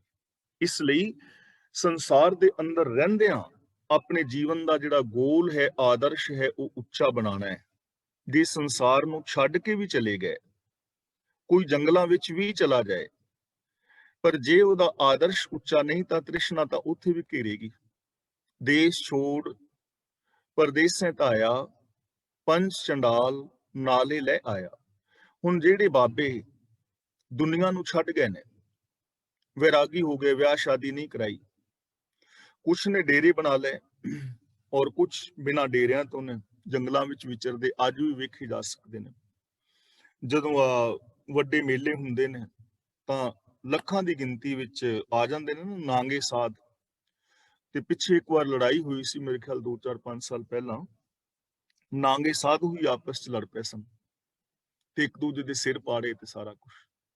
ਹੁਣ ਅਸੀਂ ਤਾਂ ਗ੍ਰਸਤੀਆਂ, ਅਸੀਂ ਤਾਂ ਲੜ ਰਹੇ ਹਾਂ ਕਿਸੇ ਚੀਜ਼ ਤੋਂ, ਤੇ ਜਿਹੜੇ ਨਾਂਗੇ ਨੇ, ਜਿਨ੍ਹਾਂ ਨੇ ਕੱਪੜੇ ਵੀ ਲਾ ਦਿੱਤੇ ਨੇ ਕਿ ਸਾਨੂੰ ਕੱਪੜਿਆਂ ਦੀ ਵੀ ਲੋੜ ਨਹੀਂ, ਸਾਨੂੰ ਕਿਸੇ ਸ਼ੈ ਦੀ ਜ਼ਰੂਰਤ ਹੀ ਨਹੀਂ ਹੈ, ਅਸੀਂ ਤੇ ਵਸਤਰ ਵੀ ਤਿਆਗ ਦਿੱਤੇ ਨੇ, ਅੰਦਰੋਂ ਬਾਹਰੋਂ ਇੱਕ ਆ, ਉਹ ਵੀ ਇੱਕ ਦੂਜੇ ਦੇ ਸਿਰ ਪਾੜ ਰਹੇ ਨੇ। ਤਾਂ ਮਤਲਬ ਗੱਲ ਤਾਂ ਸੋਚਦੀ ਹੈ ਨਾ ਕਿ ਅੰਦਰ ਕੀ ਮੰਗ ਰਿਹਾ ਹੈ, ਬਿਰਤੀ ਕੈਸੀ ਹੈ। ਗੱਲ ਸੰਸਾਰ ਵਿੱਚ ਰਹਿਣ ਦੀ ਔਰ ਸੰਸਾਰ ਨੂੰ ਛੱਡਣ ਦੀ ਨਹੀਂ ਹੈ, ਗੱਲ ਸੋਚ ਦੀ ਹੈ। ਜੇ ਸੋਚ ਨੀਵੀਂ ਹੈ ਤਾਂ ਗੁਰੂ ਜੀ ਕਹਿੰਦੇ ਨੇ, ਦੇਸ਼ ਛੱਡ ਕੇ ਪਰਦੇਸਾਂ ਦੇ ਅੰਦਰ ਬੰਦਾ ਤੁਰ ਜਾਏ, ਪੰਜ ਚੰਡਾਲ ਨਾਲੇ ਲੈ ਆਇਆ, ਕਾਮ ਕ੍ਰੋਧ ਤੇ ਨਾਲ ਹੀ ਨੇ। ਹੁਣ ਅਸੀਂ ਦੇਖੋ ਗ੍ਰਸਤੀਆਂ ਬੰਦੇ ਸਾਰੇ, ਅਸੀਂ ਇੰਡੀਆ ਛੱਡ ਕੇ ਇੰਗਲੈਂਡ ਆ ਗਏ, ਤਾਂ ਇੰਗਲੈਂਡ ਆਉਣ ਦੇ ਨਾਲ ਕੋਈ ਸਾਡੀ ਸੁਰਤ ਥੋੜਾ ਬਦਲ ਗਈ, ਮੱਤ ਤੇ ਸਾਡੀ ਹੋ ਰਹੀ ਨਾ, ਅਸੀਂ ਇੱਥੇ ਵੀ ਲੜਦੇ ਹਾਂ, ਝਗੜਦੇ ਹਾਂ। ਇਹਦਾ ਮਤਲਬ ਇਹ ਨਹੀਂ ਕਿ ਸਾਰੇ ਅਸੀਂ ਲੜ ਝਗੜ ਰਹੇ ਹਾਂ। ਆਮ ਬੰਦਾ ਸੁਭਾਅ ਤਾਂ ਰਿਹਾ ਨਾ, ਉਹ ਜੇ ਸੁਭਾਅ ਇੰਗਲੈਂਡ ਲੈ ਆਓਗੇ ਤਾਂ ਇੰਗਲੈਂਡ ਵੀ ਆ ਜਾਓ, ਤਾਂ ਵੀ ਸੁੱਖ ਦੁੱਖ ਨਾਲ ਆਉਣਗੇ, ਕਿਉਂਕਿ ਸੁਭਾਅ ਨਾਲ ਹੈ। ਅਮਰੀਕਾ ਚਲੇ ਜਾਓ, ਕੱਲ ਨੂੰ ਮੰਗਲ ਗ੍ਰਹਿ ਤੇ ਕਲੋਨੀਆਂ ਬਣ ਜਾਣ, ਉੱਥੇ ਚਲੇ ਜਾਓ, ਜੇ ਸਾਡਾ ਸੁਭਾਅ ਇਹ ਰਹੇਗਾ ਤਾਂ ਫਿਰ ਮੰਗਲ ਗ੍ਰਹਿ ਨੇ ਥੋੜੀ ਸਾਨੂੰ ਸੁੱਖ ਦੇਣਾ ਹੈ। ਸੁੱਖ ਤਾਂ ਜਾਂ ਦੁੱਖ ਜਿਹੜਾ ਹੈ ਉਹ ਤੇ ਸਾਡੇ ਸੁਭਾਅ ਕਰਕੇ ਹੈ। ਤਾਂ ਇਸ ਲਈ ਗੁਰੂ ਜੀ ਕਹਿੰਦੇ ਨੇ, ਬਿਨ ਨਾਵੇਂ ਮਨ ਟੇਕ ਨਾ ਟਿਕਈ, ਨਾਨਕ ਭੂਖ ਨਾ ਜਾਈ। ਨਾਵੇਂ ਦਾ ਮਤਲਬ ਸੱਚ, ਨਾਵੇਂ ਦਾ ਮਤਲਬ ਜੋ ਹੁਕਮ ਹੈ, ਉਹਨੂੰ ਸਮਝਣ ਤੋਂ ਬਿਨਾ ਮਨ ਟਿਕਦਾ ਨਹੀਂ, ਔਰ ਮਨ ਦੇ ਟਿਕਣ ਤੋਂ ਬਿਨਾ, ਉੱਚਾ ਆਦਰਸ਼ ਬਣਾਉਣ ਤੋਂ ਬਿਨਾ ਕਦੇ ਵੀ ਬੰਦੇ ਦੀ ਤ੍ਰਿਸ਼ਨਾ ਦੀ ਭੁੱਖ ਨਹੀਂ ਜਾਂਦੀ, ਉਹ ਚਾਹੇ ਸੰਸਾਰ ਵਿੱਚ ਰਹੀ ਜਾਏ ਜਾਂ ਸੰਸਾਰ ਨੂੰ ਤਿਆਗ ਜਾਏ। ਹਾਟ ਪੱਟਣ ਘਰ, ਇੱਥੇ ਵਿਸ਼ਰਾਮ ਲਗਾਵਾਂਗੇ ਘਰ ਤੇ। ਹਾਟ ਪੱਟਣ ਘਰ, ਗੁਰੂ ਦਿਖਾਇਆ ਸਹਿਜੇ ਸੱਚ ਵਾਪਾਰੋ। ਹੁਣ ਗੁਰੂ ਪਾਤਸ਼ਾਹ ਜੀ ਕਹਿੰਦੇ ਨੇ, ਜਿਸ ਨੂੰ ਸਤਿਗੁਰ ਨੇ ਅਸਲ ਘਰ ਵਿਖਾ ਦਿੱਤਾ ਹੈ, ਉਹ ਟਿਕਾਣਾ ਸ਼ਹਿਰ ਘਰ ਵਿੱਚ ਹੀ ਵਿਖਾ ਦਿੱਤਾ ਹੈ। ਉਹ ਦੁਨੀਆ ਦੇ ਧੰਦਿਆਂ ਵਿੱਚ ਅਡੋਲ ਰਹਿ ਕੇ ਸੱਚ ਦਾ ਵਪਾਰ ਕਰਦਾ ਹੈ। ਹਾਟ ਪੱਟਣ, ਹਾਟ ਦਾ ਮਤਲਬ ਅਸਲੀ ਵਪਾਰ, ਨਾਮ ਵਿਹਾਜਣ ਵਾਸਤੇ। ਪੱਟਣ ਦੁਕਾਨ, ਪੱਟਣ ਦਾ ਮਤਲਬ ਸ਼ਹਿਰ, ਤੇ ਹਾਟ ਦਾ ਮਤਲਬ ਹੱਟੀ ਦੁਕਾਨ। ਸਹਿਜੇ ਦਾ ਮਤਲਬ ਸਹਿਜ, ਸਹਿਜ ਅਵਸਥਾ ਵਿੱਚ ਟਿਕ ਕੇ, ਅਡੋਲ ਰਹਿ ਕੇ। ਗੁਰੂ ਜੀ ਕਹਿੰਦੇ ਨੇ, ਜਿਨ੍ਹਾਂ ਨੂੰ ਗੁਰੂ ਨੇ ਸ਼ਹਿਰ ਘਰ ਹਿਰਦੇ ਵਿੱਚ ਹੀ ਵਿਖਾ ਦਿੱਤਾ, ਕਾਦੇ ਵਪਾਰ ਵਾਸਤੇ? ਸਹਿਜੇ ਸੱਚ ਵਪਾਰੋ। ਉਹ ਆਤਮਕ ਅਡੋਲਤਾ ਦੇ ਅੰਦਰ ਟਿਕ ਕੇ ਸੱਚ ਦਾ ਵਪਾਰ ਕਰਦਾ ਹੈ। ਗੁਰੂ ਨੇ ਵਿਖਾ ਦਿੱਤਾ ਘਰ, ਸ਼ਹਿਰ ਹਿਰਦੇ ਦੇ ਵਿੱਚ ਹੀ। ਸੰਸਾਰ ਦੇ ਵਿੱਚ ਰਹਿੰਦਿਆਂ, ਬੇਸ਼ੱਕ ਸ਼ਹਿਰ ਨੇ, ਦੁਕਾਨਾਂ ਨੇ, ਘਰ ਹੈ, ਮਕਾਨ ਨੇ, ਕਿਰਤ ਹੈ, ਸਾਰਾ ਕੁਝ ਸੰਸਾਰ ਦੇ ਵਿੱਚ ਰਹਿੰਦਿਆਂ ਗੁਰੂ ਨੇ ਘਰ ਵਿਖਾ ਦਿੱਤਾ, ਟਿਕਾਣਾ ਵਿਖਾ ਦਿੱਤਾ ਕਿ ਸੱਚ ਤੇਰੇ ਅੰਦਰ ਹੈ, ਸ਼ਾਂਤੀ ਤੇਰੇ ਅੰਦਰ ਹੈ, ਰੱਬ ਤੇਰੇ ਅੰਦਰ ਹੈ, ਬਾਹਰ ਜਾਣ ਦੀ ਤੈਨੂੰ ਜ਼ਰੂਰਤ ਨਹੀਂ ਹੈ। ਤਾਂ ਜਿਹਨੂੰ ਗੁਰੂ ਨੇ ਰਾਸਤਾ ਵਿਖਾ ਦਿੱਤਾ, ਉਹ ਸਹਿਜੇ ਦਾ ਮਤਲਬ ਆਤਮਿਕ ਅਡੋਲਤਾ ਵਿੱਚ ਟਿਕ ਕੇ, ਸੱਚ ਵਪਾਰੋ ਦਾ ਮਤਲਬ ਸੱਚ ਦਾ ਵਪਾਰ ਕਰਦਾ ਹੈ। ਇਹਨੂੰ ਵਪਾਰੋ ਨਹੀਂ ਪੜਨਾ, ਵਾਪਾਰੋ। ਸਹਿਜੇ ਦਾ ਮਤਲਬ ਆਤਮਿਕ ਅਡੋਲਤਾ ਵਿੱਚ ਟਿਕ ਕੇ ਸੱਚ ਦਾ ਵਪਾਰ ਕਰਦਾ ਹੈ। ਆਤਮਿਕ ਅਡੋਲਤਾ ਕੀ ਹੈ? ਮਨ, ਬਚਨ ਔਰ ਕਰਮ ਦੀ ਇਕਸਾਰਤਾ। ਜਿਹਨੂੰ ਗੁਰੂ ਨੇ ਰਾਸਤਾ ਦਿਖਾਇਆ ਹੈ, ਉਹਦੇ ਮਨ ਵਿੱਚ ਵੀ ਸੱਚ, ਉਹਦੇ ਬੋਲਾਂ ਵਿੱਚ ਵੀ ਸੱਚ, ਉਹਦੇ ਵਿਹਾਰ ਵਿੱਚ ਵੀ ਸੱਚ। ਉਹ ਸੱਚ ਦਾ ਵਪਾਰ ਕਰਦਾ ਹੈ ਤੇ ਸੱਚ ਹੀ ਸਾਡੀਆਂ ਸਾਰੀਆਂ ਸਮੱਸਿਆਵਾਂ ਦਾ ਹੱਲ ਹੈ। ਸੱਚ ਸਭ ਨਾ ਹੋਏ ਦਾਰੂ, ਪਾਪ ਕੱਢੇ ਧੋਏ, ਨਾਨਕ ਵਖਾਣੇ ਬੇਨਤੀ, ਜਿਨ ਸੱਚ ਪੱਲੇ ਹੋਏ। ਤਾਂ ਅਸਲ ਗੱਲ ਹੈ ਕਿ ਬੰਦਾ ਸੱਚੀ ਜ਼ਿੰਦਗੀ ਜੀਵੇ, ਬੰਦਾ ਸੱਚ ਦੇ ਨਾਲ ਜੁੜੇ। ਜਦੋਂ ਬੰਦਾ ਸੱਚ ਦੇ ਨਾਲ ਜੁੜ ਜਾਏਗਾ ਨਾ, ਇਹ ਸਮਾਜ ਸਾਰਾ, ਉਦੋਂ ਇਹ ਸਮਾਜ ਸਵਰਗ ਹੋ ਜਾਏਗਾ। ਜੇ ਸਾਡਾ ਘਰ ਪਰਿਵਾਰ ਸੱਚ ਨਾਲ ਜੁੜ ਜਾਂਦਾ ਹੈ, ਤਾਂ ਸਾਡਾ ਘਰ ਪਰਿਵਾਰ ਸਵਰਗ ਹੋ ਸਕਦਾ ਹੈ, ਇਹ ਪੋਸੀਬਿਲਿਟੀ ਹੈ। ਜੇ ਮੈਂ ਸੱਚ ਦੇ ਨਾਲ ਜੁੜਦਾ ਤਾਂ ਮੈਂ ਸੁਖੀ ਔਰ ਸ਼ਾਂਤ ਹੋ ਸਕਦਾ ਹਾਂ, ਪਰ ਉਹ ਸੱਚ ਅੰਦਰੋਂ ਹੋਵੇ, ਸੱਚ ਮੇਰੀ ਸੋਚ ਦੇ ਅੰਦਰ ਵਸਿਆ ਹੋਵੇ, ਮੇਰਾ ਇਰਾਦਾ ਹੀ ਸੱਚੀ ਜ਼ਿੰਦਗੀ ਜੀਣ ਦਾ ਹੋਵੇ, ਕਿਸੇ ਨੂੰ ਦੁੱਖ ਦੇਣ ਦਾ ਨਹੀਂ, ਆਪਣੀ ਜ਼ਿੰਦਗੀ ਸੱਚੀ ਜੀਣ ਦਾ ਇਰਾਦਾ। ਜੇ ਹਰ ਇਨਸਾਨ ਸੱਚ ਦੇ ਨਾਲ ਜੁੜ ਜਾਏ ਤਾਂ ਇਸ ਦੁਨੀਆ 'ਚ ਕਿੰਨੀਆਂ ਸਾਰੀਆਂ ਸਮੱਸਿਆਵਾਂ ਮੁੱਕ ਜਾਣਗੀਆਂ। ਲੜਾਈਆਂ ਝਗੜੇ ਸਾਡੇ ਝੂਠ ਕਰਕੇ ਹੀ ਨੇ। ਜੇ ਅਸੀਂ ਕਿਸੇ ਦਾ ਬੇਗਾਨਾ ਹੱਕ ਖਾਂਦੇ ਆ ਤੇ ਉੱਥੇ ਝੂਠ ਬੋਲਣਾ ਪਵੇਗਾ ਨਾ ਕਿ ਨਹੀਂ, ਇਹ ਹੱਕ ਮੇਰਾ ਬਣਦਾ, ਝੂਠ ਤੇ ਬੋਲਣਾ ਹੀ ਪਵੇਗਾ ਨਾ। ਰਿਸ਼ਵਤ ਲੈਣੀ ਹੈ, ਰਿਸ਼ਵਤ ਦੇਣੀ ਹੈ, ਤਾਂ ਚੋਰੀ ਕਰਨੀ ਹੈ, ਡਾਕਾ ਮਾਰਨਾ ਹੈ, ਸੱਚ ਨੂੰ ਛੱਡਣਾ ਪਵੇਗਾ ਨਾ ਕਿ ਸੱਚ ਕੀ ਹੈ, ਸੱਚਾਈ ਕੀ ਹੈ, ਕਿ ਜਿਹੜੀ ਮੈਂ ਜ਼ਿੰਦਗੀ ਜੀ ਰਿਹਾ ਉਹ ਅਸਲੀ ਸੱਚਾਈ ਹੈ। ਤਾਂ ਗੁਰੂ ਪਾਤਸ਼ਾਹ ਜੀ ਕਹਿੰਦੇ ਨੇ, ਜਿਸ ਨੂੰ ਗੁਰੂ ਨੇ ਸੱਚ ਵਿਖਾ ਦਿੱਤਾ, ਰਾਸਤਾ ਵਿਖਾ ਦਿੱਤਾ, ਉਹ ਭਾਈ ਆਤਮਿਕ ਅਡੋਲਤਾ ਦੇ ਅੰਦਰ ਟਿਕ ਕੇ ਸੱਚ ਦਾ ਵਪਾਰ ਕਰਦਾ ਹੈ, ਔਰ ਉਹਨੂੰ ਹਿਰਦੇ ਘਰ ਦੇ ਵਿੱਚ ਹੀ ਸੱਚ ਵਿਖਾ ਦਿੱਤਾ ਹੈ, ਬਾਹਰ ਨਹੀਂ ਹੈ। ਜੰਗਲਾਂ ਵਿੱਚ ਜਾਣ ਦੀ ਲੋੜ ਨਹੀਂ। ਜੰਗਲ ਜੰਗਲ ਕਿਆ ਪਵੇਂ, ਵਣ ਕੰਡਾ ਮੋੜਹਿ। ਗ੍ਰਸਤ ਤਿਆਗਣ ਦੀ ਲੋੜ ਨਹੀਂ। ਗ੍ਰਸਤ ਤਿਆਗ ਕੇ ਰੱਬ ਨੂੰ ਲੱਭਣ ਦਾ ਯਤਨ ਇੱਕ ਭਰਮ ਹੈ, ਅਗਿਆਨਤਾ ਹੈ। ਸੰਸਾਰ ਨੂੰ ਛੱਡ ਕੇ ਯੋਗੀ ਬਣ ਕੇ ਰੱਬ ਨੂੰ ਲੱਭਣ ਦਾ ਯਤਨ ਇੱਕ ਅਗਿਆਨਤਾ ਹੈ, ਕਿਉਂਕਿ ਰੱਬ ਤੋਂ ਵੱਖਰਾ ਤੇ ਕੁਝ ਹੈ ਨਹੀਂ। ਜ਼ਿੰਦਗੀ ਤੇ ਜੀਣੀ ਸੀ ਸੱਚ ਵਾਲੀ, ਚਾਹੇ ਤੁਸੀਂ ਘਰ ਵਿੱਚ ਹੋ, ਬਾਹਰ ਵਿੱਚ ਹੋ, ਸੱਚ ਦੀ ਜ਼ਿੰਦਗੀ ਜੀਣੀ ਸੀ, ਆਪਣੇ ਫਰਜ਼ਾਂ ਨੂੰ ਪੂਰੀਆਂ ਕਰਨਾ ਸੀ, ਸੱਚ ਨੂੰ ਆਧਾਰ ਬਣਾ ਕੇ। ਤਾਂ ਅਗਲਾ ਬਚਨ ਗੁਰੂ ਜੀ ਕਰਦੇ ਨੇ, ਖੰਡਿਤ ਨਿੰਦਰਾ ਅਲਪ ਆਹਾਰੰ, ਨਾਨਕ ਤਤ ਵਿਚਾਰੋ। ਗੁਰੂ ਜੀ ਕਹਿੰਦੇ ਨੇ ਇਹ ਤਤ ਦੀ ਵਿਚਾਰ ਹੈ। ਖੰਡਿਤ ਨਿੰਦਰਾ, ਖੰਡਿਤ ਦਾ ਮਤਲਬ ਘੱਟ, ਘੱਟ ਕੀਤੀ ਹੋਈ ਨੀਂਦ। ਅਲਪ ਆਹਾਰੰ ਦਾ ਮਤਲਬ ਥੋੜਾ ਖਾਣਾ। ਨਾਨਕ ਤਤ ਵਿਚਾਰੋ, ਇਹ ਤਤ ਦੀ ਵਿਚਾਰ ਹੈ। ਇਹ ਉਹਨਾਂ ਦੀ ਵਿਚਾਰ ਹੁੰਦੀ ਹੈ, ਕਿਹੜੇ ਜਿਨ੍ਹਾਂ ਨੂੰ ਗੁਰੂ ਨੇ ਰਾਹ ਵਿਖਾ ਦਿੱਤਾ ਹੈ। ਖੰਡਿਤ ਨਿੰਦਰਾ ਦਾ ਮਤਲਬ ਉਹਨਾਂ ਦੀ ਨਿੰਦਰਾ ਖਤਮ ਹੋ ਜਾਂਦੀ ਹੈ। ਇੱਥੇ ਨਿੰਦਰਾ ਦਾ ਮਤਲਬ ਇਹ ਨਹੀਂ ਕਿ ਉਹ ਸੌਂਦੇ ਨਹੀਂ। ਦੇਖੋ, ਇਹ ਗੱਲ ਆਪਾਂ ਪਹਿਲਾਂ ਵੀ ਕਰ ਚੁੱਕੇ ਹਾਂ ਕਿ ਆਮ ਜੋ ਤੰਦਰੁਸਤ ਬੰਦਾ ਹੈ ਨਾ, ਆਮ ਉਹਨੂੰ 6 ਤੋਂ ਲੈ ਕੇ 8 ਘੰਟੇ ਤੱਕ ਨੀਂਦ ਦੀ ਜ਼ਰੂਰਤ ਹੁੰਦੀ ਹੈ। ਇੰਨੀ ਨੀਂਦ ਦੇ ਨਾਲ ਜੋ ਬੰਦੇ ਦੇ ਸਰੀਰ ਦੀ ਟੁੱਟ ਭੱਜ ਹੋਈ ਹੁੰਦੀ ਹੈ, ਥਕਾਵਟ ਦੇ ਨਾਲ ਉਹ ਉਹਨੂੰ ਦੁਬਾਰਾ ਰਿਪੇਅਰ ਕਰ ਲੈਂਦਾ ਹੈ। ਇੰਨੀ ਨੀਂਦ ਦੀ ਜ਼ਰੂਰਤ ਹੈ। ਕਿਸੇ ਦੀ ਥੋੜੀ ਵੱਧ ਹੋ ਸਕਦੀ ਹੈ, ਕਿਸੇ ਦੀ ਇਸ ਤੋਂ ਘੱਟ ਹੋ ਸਕਦੀ ਹੈ, ਲੇਕਿਨ ਨੀਂਦ ਦੀ ਸਰੀਰਕ ਤੌਰ ਤੇ ਜ਼ਰੂਰਤ ਹੈ। ਜੇ ਕਿਸੇ ਨੂੰ ਨੀਂਦ ਨਾ ਆਏ ਤਾਂ ਉਹ ਬਿਮਾਰ ਸਮਝਿਆ ਜਾਂਦਾ ਹੈ। ਇੱਥੇ ਖੰਡਿਤ ਨਿੰਦਰਾ ਦਾ ਮਤਲਬ ਹੈ ਕਿ ਉਹ ਅਗਿਆਨ ਦੀ ਨੀਂਦ ਵਿੱਚ ਨਹੀਂ ਸੌਂਦਾ। ਔਰ ਜਿਹੜਾ ਬੰਦਾ ਜ਼ਿਆਦਾ ਸੁੱਤਾ ਰਹੇਗਾ ਉਹ ਆਲਸੀ ਵੀ ਰਹੇਗਾ, ਤੇ ਜਿਹੜਾ ਮਨੁੱਖ ਆਲਸੀ ਰਹੇਗਾ ਉਹਦੇ ਕਾਰਜ ਵੀ ਪਛੜਦੇ ਜਾਣਗੇ। ਹੁਣ ਕਈ ਵਾਰ ਜੇ ਕੋਈ ਸਵੇਰੇ ਨੇ ਲੇਟ ਉੱਠਦਾ ਹੈ ਤਾਂ ਉਹਦੇ ਕੰਮ ਵੀ ਲੇਟ ਸ਼ੁਰੂ ਹੋਣਗੇ, ਤੇ ਜੇ ਕੋਈ ਥੋੜਾ ਟਾਈਮ ਨਾਲ ਉੱਠ ਪੈਂਦਾ ਹੈ ਤਾਂ ਉਹ ਬੜੇ ਪਿਆਰ ਨਾਲ ਆਰਾਮ ਦੇ ਨਾਲ ਇਸ਼ਨਾਨ ਪਾਣੀ ਵੀ ਕਰ ਲਵੇਗਾ, ਆਪਣਾ ਨਿਤਨੇਮ ਕਰ ਲਵੇਗਾ। ਜੇ ਜਾਣਾ ਹੈ ਤਾਂ ਉਹ ਕੰਮ ਜਾਣ ਤੋਂ ਪਹਿਲਾਂ ਤਿਆਰ ਵੀ ਆਰਾਮ ਨਾਲ ਹੋ ਜਾਏਗਾ, ਥੋੜਾ ਅਖਬਾਰ ਵਗੈਰਾ ਵੇਖਣਾ ਹੋਵੇਗਾ ਵੇਖ ਲਵੇਗਾ, ਤਾਂ ਉਹਨੂੰ ਕਾਹਲ ਨਹੀਂ ਪਵੇਗੀ। ਆਰਾਮ ਦੇ ਨਾਲ ਉਹਦੇ ਕੰਮ ਹੋ ਜਾਣਗੇ, ਸ਼ੁਰੂਆਤ ਉਹਦੀ ਚੰਗੀ ਹੋ ਜਾਏਗੀ, ਔਰ ਜਿਹੜੇ ਦਿਨ ਦੇ ਟਾਈਮ ਨੇ, ਕੰਮ ਨੇ, ਉਹ ਟਾਈਮ ਦੇ ਨਾਲ ਨਿਬੜਦੇ ਜਾਣਗੇ। ਪਰ ਜੇ ਕੋਈ ਬੰਦਾ ਸੁੱਤਾ ਹੋਇਆ ਹੈ, ਲੇਟ ਤੱਕ ਟਾਈਮ ਨਾਲ ਨਹੀਂ ਉੱਠਦਾ, ਉਹਦੇ ਕੰਮ ਵੀ ਲੇਟ ਸ਼ੁਰੂ ਹੋਣਗੇ, ਫਿਰ ਉਹਦੇ ਕੰਮ ਵੀ ਰਹਿ ਜਾਣਗੇ, ਫਿਰ ਕਲੇਸ਼ ਵੀ ਪਵੇਗਾ, ਭੱਜ ਨੱਸ ਵੀ ਹੋਏਗੀ। ਤਾਂ ਖੰਡਿਤ ਨਿੰਦਰਾ ਦਾ ਮਤਲਬ ਇੱਥੇ ਹੈਗਾ ਹੈ ਖਾਸ ਕਰਕੇ ਅਗਿਆਨਤਾ ਦੀ ਨੀਂਦ ਵਿੱਚ ਉਹ ਨਹੀਂ ਸੌਂਦਾ, ਪਹਿਲੀ ਗੱਲ। ਅਲਪ ਆਹਾਰੰ ਉਹਦਾ ਖਾਣਾ ਪੀਣਾ ਘੱਟ ਹੁੰਦਾ ਹੈ। ਇੱਕ ਤਾਂ ਗੱਲ ਇਹ ਹੈ ਕਿ ਜਦੋਂ ਜਿੰਨੀ ਭੁੱਖ ਹੋਏ ਨਾ, ਆਮ ਸਿਆਣੇ ਕਹਿੰਦੇ ਨੇ ਕਿ ਉਹਦੇ ਨਾਲੋਂ ਥੋੜਾ ਜਿਹਾ ਘੱਟ ਖਾਓ ਜਾਂ ਲੋੜ ਮੁਤਾਬਕ ਖਾਓ। ਕੁਝ ਲੋਕ ਨੇ ਸਵੇਰ ਤੋਂ ਲੈ ਕੇ ਸ਼ਾਮ ਤੱਕ ਖਾਂਦੇ ਹੀ ਰਹਿੰਦੇ ਨੇ, ਉਹ ਰੋਗੀ ਹੋ ਜਾਂਦੇ ਨੇ। ਸਵੇਰ ਤੋਂ ਸ਼ੁਰੂ ਕੀਤਾ 5 ਵਜੇ ਤੋਂ ਲੈ ਕੇ ਬੈਡ ਟੀ, ਫਿਰ ਪਰੌਂਠੇ ਖਾਦੇ, ਫਿਰ ਫਰੂਟ ਖਾਦਾ, ਫਿਰ ਕੋਕ ਪੀ ਲਿਆ, ਫਿਰ ਜਾਣ ਲੱਗਿਆ ਫਰੂਟ ਖਾ ਲਿਆ, ਰਾਹ ਦੇ ਵਿੱਚੋਂ ਕੋਈ ਮਕਈ ਦੀਆਂ 2 ਛੱਲੀਆਂ ਲੈ ਕੇ ਖਾ ਲਈਆਂ, ਦੁਪਹਿਰ ਵੇਲੇ ਫਿਰ ਕੋਈ 2 ਸਮੋਸੇ ਮੰਗਾ ਲਏ, ਸ਼ਾਮ ਨੂੰ ਆਉਣ ਲੱਗਿਆ ਫਰੂਟ ਚਾਟ ਖਾ ਆਏ, ਰਾਤ ਨੂੰ ਆਣ ਕੇ ਫਿਰ ਕੜੀ ਚੌਲ ਤੇ ਛਕ ਲਿਆ, 8-9 ਵਜੇ ਫਿਰ ਫਰੂਟ ਖਾ ਲਿਆ, 10 ਕੁ ਵਜੇ ਫਿਰ ਚਾਹ ਬਣਾ ਲਈ, ਫਿਰ 10:30 ਵਜੇ ਜੀ ਕੀਤਾ ਚੱਲ ਪੀਜ਼ੇ ਦਾ 2-2 ਖਾ ਲਿਓ, ਤੇ ਰਾਤ ਨੂੰ 12-1 ਵਜੇ ਤੱਕ ਖਾਂਦੇ ਰਹੇ, ਤੇ ਸਵੇਰੇ ਉੱਠ ਕੇ ਫਿਰ ਆਂਦੇ ਸੀ ਬ੍ਰੇਕਫਾਸਟ ਕਰਨਾ। ਬ੍ਰੇਕ ਦਾ ਮਤਲਬ ਤੋੜਨਾ, ਫਾਸਟ ਦਾ ਮਤਲਬ ਵਰਤ ਕੇ ਅਸੀਂ ਵਰਤ ਤੋੜਨਾ। ਬੰਦਾ ਪੁੱਛੇ ਵੀ ਰਾਤ ਦੇ 12 ਵਜੇ ਤੱਕ ਤੇ ਖਾਂਦੇ ਰਹੇ ਹੋ ਤੇ ਵਰਤ ਕਾਹਦਾ ਤੋੜਨਾ? ਤਾਂ ਇੱਥੇ ਅਲਪ ਆਹਾਰੰ ਦਾ ਮਤਲਬ ਇੱਕ ਤਾਂ ਉਹ ਖੁਰਾਕ ਨੂੰ ਕੰਟਰੋਲ ਵਿੱਚ ਰੱਖਦੇ ਨੇ, ਲੇਕਿਨ ਮੇਨ ਜਿਹੜੀ ਚੀਜ਼ ਹੈ ਨਾ, ਕਿ ਉਹਨਾਂ ਨੇ ਆਪਣੀਆਂ ਲੋੜਾਂ ਨੂੰ ਸੀਮਤ ਕੀਤਾ ਹੁੰਦਾ ਹੈ। ਕੁਝ ਲੋਕ ਨੇ ਕਿ ਚੀਜ਼ਾਂ ਨੂੰ ਲੋੜ ਮੁਤਾਬਕ ਵਰਤਦੇ ਨੇ, ਤੇ ਕੁਝ ਲੋਕ ਵਰਤਦੇ ਨੇ ਵਿਖਾਵੇ ਵਾਸਤੇ। ਉਹ ਜਿਹੜੀਆਂ ਵਿਖਾਵੇ ਵਾਲੀਆਂ ਚੀਜ਼ਾਂ ਨੇ ਪਰੇਸ਼ਾਨ ਕਰਦੀਆਂ ਨੇ।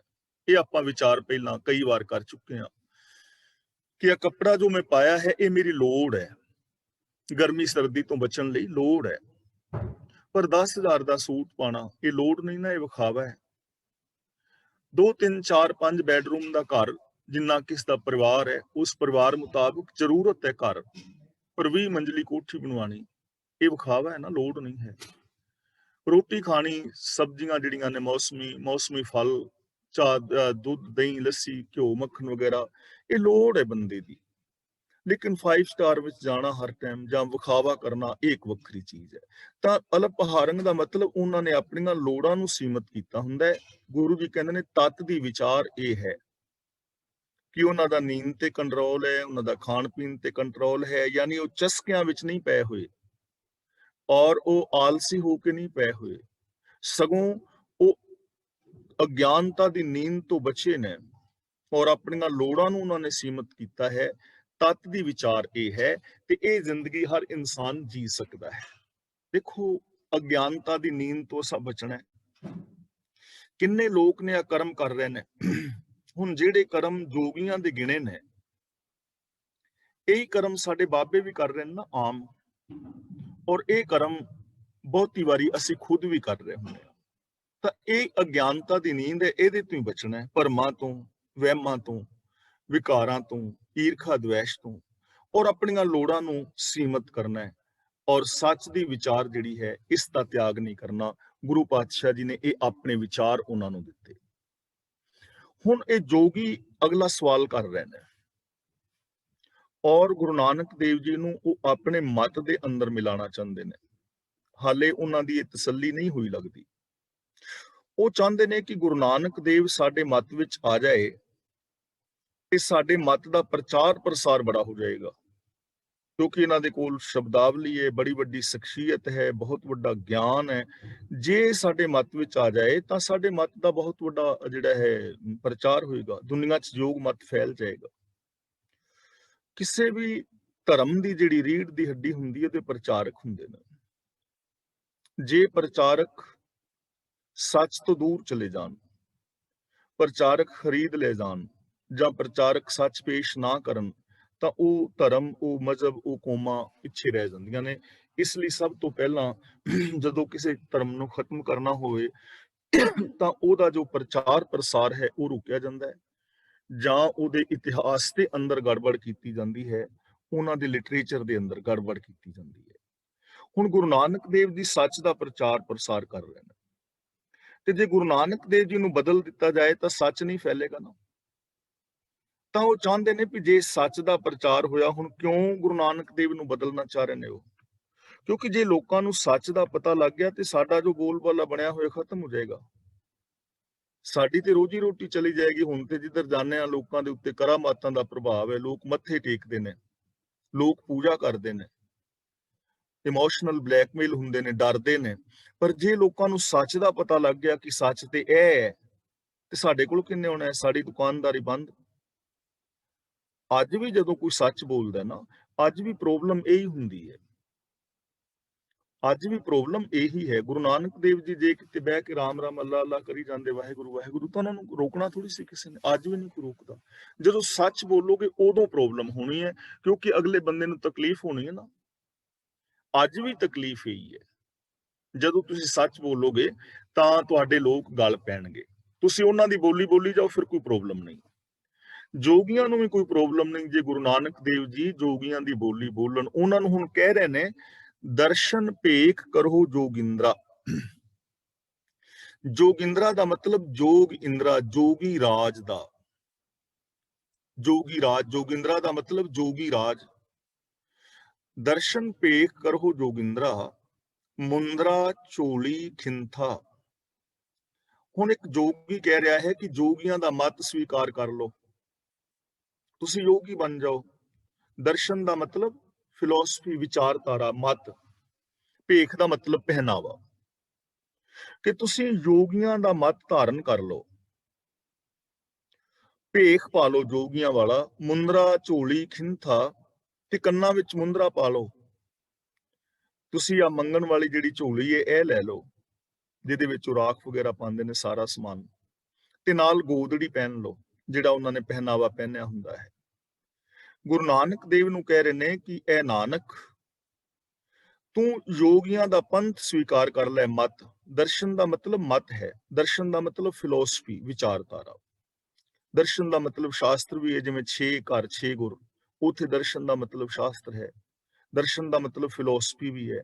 ਦਰਸ਼ਨ ਦਾ ਮਤਲਬ ਵੇਖਣਾ ਵੀ ਹੁੰਦਾ ਹੈ। ਮੁੰਦਰਾ ਝੋਲੀ ਔਰ ਗੋਦੜੀ ਪਹਿਨੋ, ਤੇ ਜੋਗੀਆਂ ਦਾ ਜਿਹੜਾ ਪੰਥ ਹੈ, ਜਿਹੜਾ ਮਤ ਹੈ, ਇਹਨੂੰ ਤੁਸੀਂ ਸਵੀਕਾਰ ਕਰ ਲਓ। ਦੇਖੋ, ਗੱਲ ਬਾਣੇ ਦੀ ਹੋ ਰਹੀ ਹੈ ਕਿ ਬਾਣਾ ਬਦਲ ਲਓ। ਹੁਣ ਬਾਣਾ ਉਦੋਂ ਵੀ ਪ੍ਰਭਾਵਿਤ ਕਰਦਾ ਸੀ ਤੇ ਬਾਣਾ ਅੱਜ ਵੀ ਪ੍ਰਭਾਵਿਤ ਕਰਦਾ ਹੈ। ਪਹਿਨਾਵੇ ਤੋਂ ਲੋਕ ਪ੍ਰਭਾਵਿਤ ਹੋਏ ਨੇ। ਗੁਰੂ ਨਾਨਕ ਦੇਵ ਜੀ ਨੇ ਪਹਿਨਾਵੇ ਦਾ ਭਰਪੂਰ ਖੰਡਨ ਕੀਤਾ ਹੈ। ਜੋਗ ਨਾ ਭਗਵੀਂ ਕੱਪੜੀ, ਜੋਗ ਨਾ ਮੈਲੇ ਵੇਸ਼, ਨਾਨਕ ਘਰ ਬੈਠਿਆਂ ਜੋਗ ਪਾਈਐ, ਸਤਿਗੁਰ ਕੇ ਉਪਦੇਸ਼। ਕੀ ਪਹਿਨਾਵੇ ਦੇ ਨਾਲ ਰੱਬ ਨਹੀਂ ਮਿਲਦਾ। ਚਾਹੇ ਤੁਸੀਂ ਜੋਗੀਆਂ ਰੰਗ ਦੇ ਕੱਪੜੇ ਪਾ ਲਓ, ਭਾਵੇਂ ਮੈਲੇ ਵੇਸ਼ ਧਾਰਨ ਕਰ ਲਓ, ਜੋਗ ਨਾ ਭਗਵੀਂ ਕੱਪੜੀ, ਜੋਗ ਨਾ ਮੈਲੇ ਵੇਸ਼। ਕਈ ਮੈਲੇ ਕੁਚਲੇ ਕੱਪੜੇ ਪਾਈ ਫਿਰਦੇ ਨੇ। ਨਾਨਕ ਘਰ ਬੈਠਿਆਂ ਜੋਗ ਪਾਈਐ, ਜੋਗ ਦਾ ਮਤਲਬ ਰੱਬ ਦੇ ਨਾਲ ਜੁੜਨਾ। ਘਰ ਬੈਠਿਆਂ ਹੀ ਪਾ ਲਓਗੇ। ਸਤਿਗੁਰ ਕੇ ਉਪਦੇਸ਼, ਜੇ ਗੁਰੂ ਦਾ ਸੱਚਾ ਗਿਆਨ ਤੁਸੀਂ ਲੈ ਲਓ। ਗੁਰੂ ਜੀ ਨੇ ਹੋਰ ਥਾਂ ਬਚਨ ਕੀਤਾ, ਚਿੱਟੇ ਜਿਨ ਕੇ ਕੱਪੜੇ, ਮੈਲੇ ਚਿੱਤ ਕਠੋਰ ਜੀਓ। ਕਿ ਜੇ ਕੱਪੜੇ ਬਹੁਤ ਚਿੱਟੇ ਨੇ ਤੇ ਚਿੱਟੇ ਕੱਪੜਿਆਂ ਦੇ ਨਾਲ ਅੰਦਰ ਥੋੜਾ ਚਿਟਿਆਈ ਆ ਜਾਏਗੀ। ਅੰਦਰ ਚਿੱਤ ਮੈਲਾ ਹੈ, ਕਠੋਰ ਹੈ, ਵਿਕਾਰ ਨੇ, ਪਾਪ ਨੇ, ਅਪਰਾਧ ਨੇ, ਤਾਂ ਚਿੱਟੇ ਕੱਪੜੇ ਥੋੜੀ ਰੱਬ ਤੱਕ ਪਹੁੰਚਾ ਦੇਣਗੇ। ਤਾਂ ਗੁਰੂ ਪਾਤਸ਼ਾਹ ਜੀ ਨੂੰ ਕਹਿ ਰਹੇ ਨੇ ਕਿ ਤੁਸੀਂ ਯੋਗ ਮਤ ਦਾ ਭੇਖ ਧਾਰਨ ਕਰ ਲਓ ਔਰ ਸਾਡੇ ਇਸ ਮਤ ਨੂੰ ਕਬੂਲ ਕਰੋ।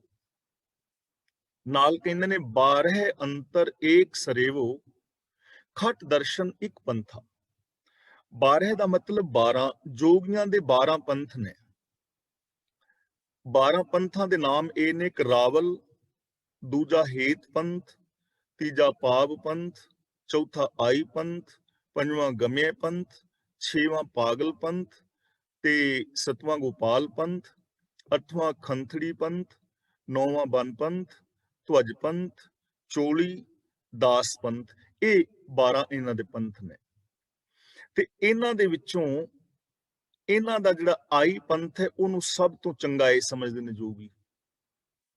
ਤੇ 6 ਭੇਖ ਨੇ, 6 ਭੇਖ ਨੇ, ਜੰਗਮ, ਜੋਗੀ, ਜੈਨੀ, ਸੰਨਿਆਸੀ, ਬੈਰਾਗੀ ਤੇ ਬੈਸਨੋ। ਇਹ 6 ਪੰਥ ਨੇ। ਪਹਿਲਾ ਜੰਗਮ, ਦੂਜਾ ਜੋਗੀ, ਤੀਜੇ ਜੈਨੀ, ਚੌਥੇ ਸੰਨਿਆਸੀ, ਪੰਜਵੇਂ ਬੈਰਾਗੀ ਤੇ ਛੇਵੇਂ ਬੈਸਨੋ। ਇੱਕ ਪੰਥਾ ਦਾ ਮਤਲਬ ਸਾਡਾ ਇੱਕ ਜੋਗੀਆਂ ਦਾ ਪੰਥ। ਹੁਣ ਇਹਨੂੰ ਸਮਝੋ, 12 ਅੰਤਰ ਏਕ ਸਰੇਵਹੁ, ਖਟ ਦਰਸ਼ਨ ਇੱਕ ਪੰਥਾ। ਕਿ 6 ਭੇਖਾਂ ਵਿੱਚ, ਖਟ ਦਾ ਮਤਲਬ 6, ਦਰਸ਼ਨ ਦਾ ਮਤਲਬ ਭੇਖ, ਪੰਥ। 6 ਭੇਖਾਂ ਵਿੱਚ ਇੱਕ ਜੋਗੀ ਪੰਥ ਹੈ, ਖਟ ਦਰਸ਼ਨ ਇੱਕ ਪੰਥਾ। ਕਿ 6 ਪੰਥਾਂ ਚੋਂ, 6 ਭੇਖਾਂ ਚੋਂ ਇੱਕ ਜੋਗੀ ਪੰਥ ਹੈ। ਉਹਦੇ ਅੱਗੋਂ 12 ਫਿਰਕੇ ਨੇ। ਬਾਰਹਿ ਅੰਤਰ ਏਕ ਸਰੇਵੋ, ਉਹਨਾਂ ਵਿੱਚੋਂ ਸਾਡੇ ਆਈ ਪੰਥ ਨੂੰ ਧਾਰਨ ਕਰੋ। ਯਾਨੀ 6 ਫਿਰਕੇ ਨੇ, 6 ਭੇਖਾਂ ਦੇ ਵਿੱਚੋਂ ਅੱਗੋਂ ਸਾਡਾ ਇੱਕ ਜੋਗੀ ਪੰਥ ਹੈ।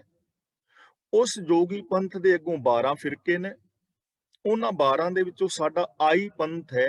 ਇਹ ਆਈ ਪੰਥ ਇਹਨਾਂ 12 ਤੋਂ ਸਭ ਤੋਂ ਮਹਾਨ ਹੈ, ਉਹਨੂੰ ਤੁਸੀਂ ਧਾਰਨ ਕਰ ਲਓ। ਹੁਣ ਦੇਖੋ 12 ਫਿਰਕੇ ਨੇ ਤੇ ਹਰ ਬੰਦਾ ਜਿਹੜਾ ਹੈ ਆਪਣੇ ਫਿਰਕੇ ਨੂੰ ਮਹਾਨ ਕਹਿੰਦਾ ਹੈ, ਕਹਿੰਦੇ ਨੇ ਆਈ ਪੰਥ ਹੈ, ਇਹਨੂੰ ਸਵੀਕਾਰ ਕਰੋ, ਇਹ ਸਭ ਤੋਂ ਵੱਡਾ ਹੈ। ਜਿਹੜੇ 6 ਮੱਤ ਨੇ ਉਹਨਾਂ ਚੋਂ ਜੋਗੀ ਪੰਥ ਮਹਾਨ ਹੈ, ਜੋਗੀਆਂ ਦੇ ਵਿੱਚੋਂ ਆਈ ਪੰਥ ਮਹਾਨ ਹੈ। ਇਹ ਝਗੜਾ ਉਦੋਂ ਵੀ ਸੀ ਕਿ ਅਸੀਂ ਵੱਡੇ ਆ, ਤੇ ਜਦੋਂ ਧਿਆਨ ਮਾਰੋਗੇ ਅੱਜ ਵੀ ਇਹੀ ਵਾਦ ਵਿਵਾਦ ਹੈ ਕਿ ਸਾਡੀ ਮਰਿਆਦਾ ਚੰਗੀ ਹੈ, ਸਾਡਾ ਬਾਬਾ ਚੰਗਾ ਹੈ, ਸਾਡਾ ਬਾਬਾ ਮਹਾਨ ਹੈ। 72,65,000 ਸਾਧੂ ਨੇ ਇੰਡੀਆ ਵਿੱਚ, ਤੇ ਜਿਹਨੂੰ ਜਿਹਨੂੰ ਕੋਈ ਮੰਨਦਾ ਹੈ ਉਹ ਇਹੀ ਕਹਿੰਦੇ ਨੇ ਕਿ ਸਾਡਾ ਬਾਬਾ ਠੀਕ ਹੈ। ਹਾਂ ਬਾਜੀ ਹੈ ਤੇ ਸਹੀ, ਬਾਬਿਆਂ ਦੇ ਵਿੱਚ ਪਖੰਡ ਤੇ ਬੜਾ ਹੈ, ਪਰ ਸਾਡੇ ਵਾਲਾ ਬਾਬਾ ਜਿਹੜਾ ਨਾ ਉਹ ਬਹੁਤ ਚੰਗਾ, ਉਹਨੇ ਬੜੇ ਚੰਗੇ ਕੰਮ, ਸਾਰੇ ਹੀ ਇਹ ਕਹਿੰਦੇ ਨੇ। ਜਿਵੇਂ ਲੋਕਾਂ ਦੇ ਫੈਮਿਲੀ ਡਾਕਟਰ ਨੇ ਨਾ, ਐਵੇਂ ਅੱਜ ਕੱਲ ਲੋਕਾਂ ਦੇ ਫੈਮਿਲੀ ਬਾਬੇ ਨੇ। ਫੈਮਿਲੀ ਬਾਬੇ ਉਦੋਂ ਵੀ ਇਹ ਸੀ, ਅੱਜ ਵੀ ਉਹੀ ਹੈ, ਰੂਪ ਬਦਲਿਆ ਹੈ। ਤਾਂ ਗੁਰੂ ਜੀ ਨੂੰ ਕਹਿ ਰਹੇ ਨੇ 6 ਭੇਖਾਂ ਵਿੱਚ ਇੱਕ ਜੋਗੀ ਪੰਥ ਹੈ, ਉਹਦੇ 12 ਫਿਰਕੇ ਨੇ, ਉਹਨਾਂ ਵਿੱਚੋਂ ਸਾਡੇ ਇੱਕ ਆਈ ਪੰਥ ਨੂੰ ਤੁਸੀਂ ਸਵੀਕਾਰ ਕਰ ਲਓ, ਔਰ ਇਹਦੀ ਜਿਹੜੀ ਮਰਿਆਦਾ ਹੈ, ਇਹਦੇ ਜਿਹੜੇ ਬਸਤਰ ਨੇ, ਭੇਖ ਹੈ, ਉਹ ਤੁਸੀਂ ਧਾਰਨ ਕਰੋ। ਤੇ ਨਾਲ ਕਹਿੰਦੇ ਨੇ ਇਨ ਬਿਦ ਮਨ ਸਮਝਾਈਏ ਪੁਰਖਾ, ਬਾਹੁੜ ਚੋਟ ਨਾ ਖਾਈਏ। ਇਹਨੂੰ ਬਹੁੜ ਨਹੀਂ ਪੜਨਾ, ਬਾਹੁੜ ਪੜਨਾ ਹੈ, ਬਾਹੁੜ। ਇਨ ਬਿਦ ਮਨ ਸਮਝਾਈਏ ਪੁਰਖਾ, ਬਾਹੁੜ ਚੋਟ ਨਾ ਖਾਈਏ। ਪੁਰਖਾ ਦਾ ਮਤਲਬ ਹੈ ਪੁਰਖ ਨਾਨਕ। ਇੱਥੇ ਗੁਰੂ ਨਾਨਕ ਦੇਵ ਨੂੰ ਪੁਰਖਾ ਕਹਿ ਰਹੇ ਨੇ। ਕਦੀ ਗੁਰੂ ਨਾਨਕ ਦੇਵ ਨੂੰ ਬਾਲੇ ਕਹਿੰਦੇ ਨੇ, ਬੱਚਾ, ਲੜਕਾ, ਕਿਉਂਕਿ ਉਹਨਾਂ ਦੀ ਉਮਰ ਉਹਨਾਂ ਨਾਲੋਂ ਘੱਟ ਹੈ। ਇੱਥੇ ਉਹਨਾਂ ਨੂੰ ਪੁਰਖਾ ਕਹਿ ਰਹੇ ਨੇ। ਕਦੇ ਉਹਨਾਂ ਨੂੰ ਵਿਰਕਤ ਕਹਿੰਦੇ ਨੇ। ਹੇ ਪੁਰਖਾ, ਇਸ ਮਨ ਨੂੰ ਅਕਲ ਦਿੱਤੀ ਜਾ ਸਕਦੀ ਹੈ ਤੇ ਮੁੜ ਕੇ ਮਾਇਆ ਦੀ ਚੋਟ ਨਹੀਂ ਖਾਈਦੀ। ਇਨ ਬਿਦ ਮਨ ਸਮਝਾਈਏ ਪੁਰਖਾ ਮਤਲਬ ਇਸ ਤਰ੍ਹਾਂ, ਇਨ ਬਿਦ ਦਾ ਮਤਲਬ ਇਸ ਤਰ੍ਹਾਂ, ਇਸ ਤਰੀਕੇ ਨਾਲ। ਕਿਹੜੇ ਤਰੀਕੇ ਨਾਲ? ਕਿ 6 ਭੇਖਾਂ ਚੋਂ ਇੱਕ ਜੋਗੀ ਪੰਥ ਹੈ, ਜੋਗੀ ਪੰਥ ਦੇ 12 ਫਿਰਕੇ ਨੇ, ਉਹਨਾਂ ਚੋਂ ਆਈ ਪੰਥ ਹੈ। ਜੇ ਤੂੰ ਉਸ ਆਈ ਪੰਥ ਨੂੰ ਸਵੀਕਾਰ ਕਰ ਲਵੇਂ ਔਰ ਉਸ ਤੋਂ ਬਾਅਦ ਤੂੰ ਮੁੰਦਰਾ, ਝੋਲੀ ਔਰ ਖਿੰਥਾ ਆਦਿਕ ਦਾ ਧਾਰਨੀ ਬਣ ਜਾਵੇਂ, ਤਾਂ ਇਸ ਤਰ੍ਹਾਂ ਮਨ ਨੂੰ ਸਮਝਾਇਆ ਜਾ ਸਕਦਾ ਹੈ ਤੇ ਮੁੜ ਕੇ ਮਾਇਆ ਦੀ ਤੇ ਵਿਕਾਰਾਂ ਦੀ ਤੇ ਦੁੱਖਾਂ ਦੀ ਚੋਟ ਨਹੀਂ ਲੱਗਦੀ। ਇਹ ਜੋਗੀ ਕਹਿ ਰਹੇ ਨੇ ਗੁਰੂ ਨਾਨਕ ਦੇਵ ਜੀ ਨੂੰ। ਇਹ ਗੁਰੂ ਨਾਨਕ ਦੇਵ ਦੀ ਵਿਚਾਰ ਨਹੀਂ ਹੈ। ਗੁਰੂ ਨਾਨਕ ਦੇਵ ਨੂੰ ਸਮਝਾ ਰਹੇ ਨੇ ਕਿ ਐਵੇਂ ਮਨ ਨੂੰ ਸਮਝਾਇਆ ਜਾ ਸਕਦਾ ਹੈ। ਤੇ ਐਵੇਂ ਹੀ ਹੁਣ ਸਾਡੇ ਬਾਬੇ ਸਾਨੂੰ ਸਮਝਾਉਂਦੇ ਨੇ ਵੀ ਤੁਸੀਂ ਇਹੋ ਜਿਹਾ ਰੂਪ ਧਾਰਨ ਕਰੋ, ਇਹ ਤੁਸੀਂ ਕੰਮ ਕਰੋ, ਇੰਝ ਤੁਸੀਂ ਸਮਾਧੀ ਲਾਓ, ਐਦਾਂ ਤੁਸੀਂ ਸਾਹ ਲਓ ਪੁੱਠੇ ਸਿੱਧੇ। ਉਹ ਸਾਨੂੰ ਇਹੀ ਸਮਝਾਉਂਦੇ ਨਾ। ਫਰਕ ਥੋੜਾ ਜਿਹਾ ਪਿਆ ਹੈ, ਰੂਪ ਬਦਲਿਆ ਹੈ। ਲੇਕਿਨ ਸੱਚ ਜਿਹੜਾ ਗੁਰੂ ਨਾਨਕ ਦੇਵ ਜੀ ਨੇ ਕਿਹਾ, ਉਹਦੇ ਤੋਂ ਬਹੁਤਾਤ ਗਿਣਤੀ ਦੂਰ ਹੈ। ਮੈਂ ਸਾਰਿਆਂ ਦੀ ਗੱਲ ਨਹੀਂ ਕਰ ਰਿਹਾ, ਬਹੁਤਾਤ ਗਿਣਤੀ ਦੂਰ ਹੈ।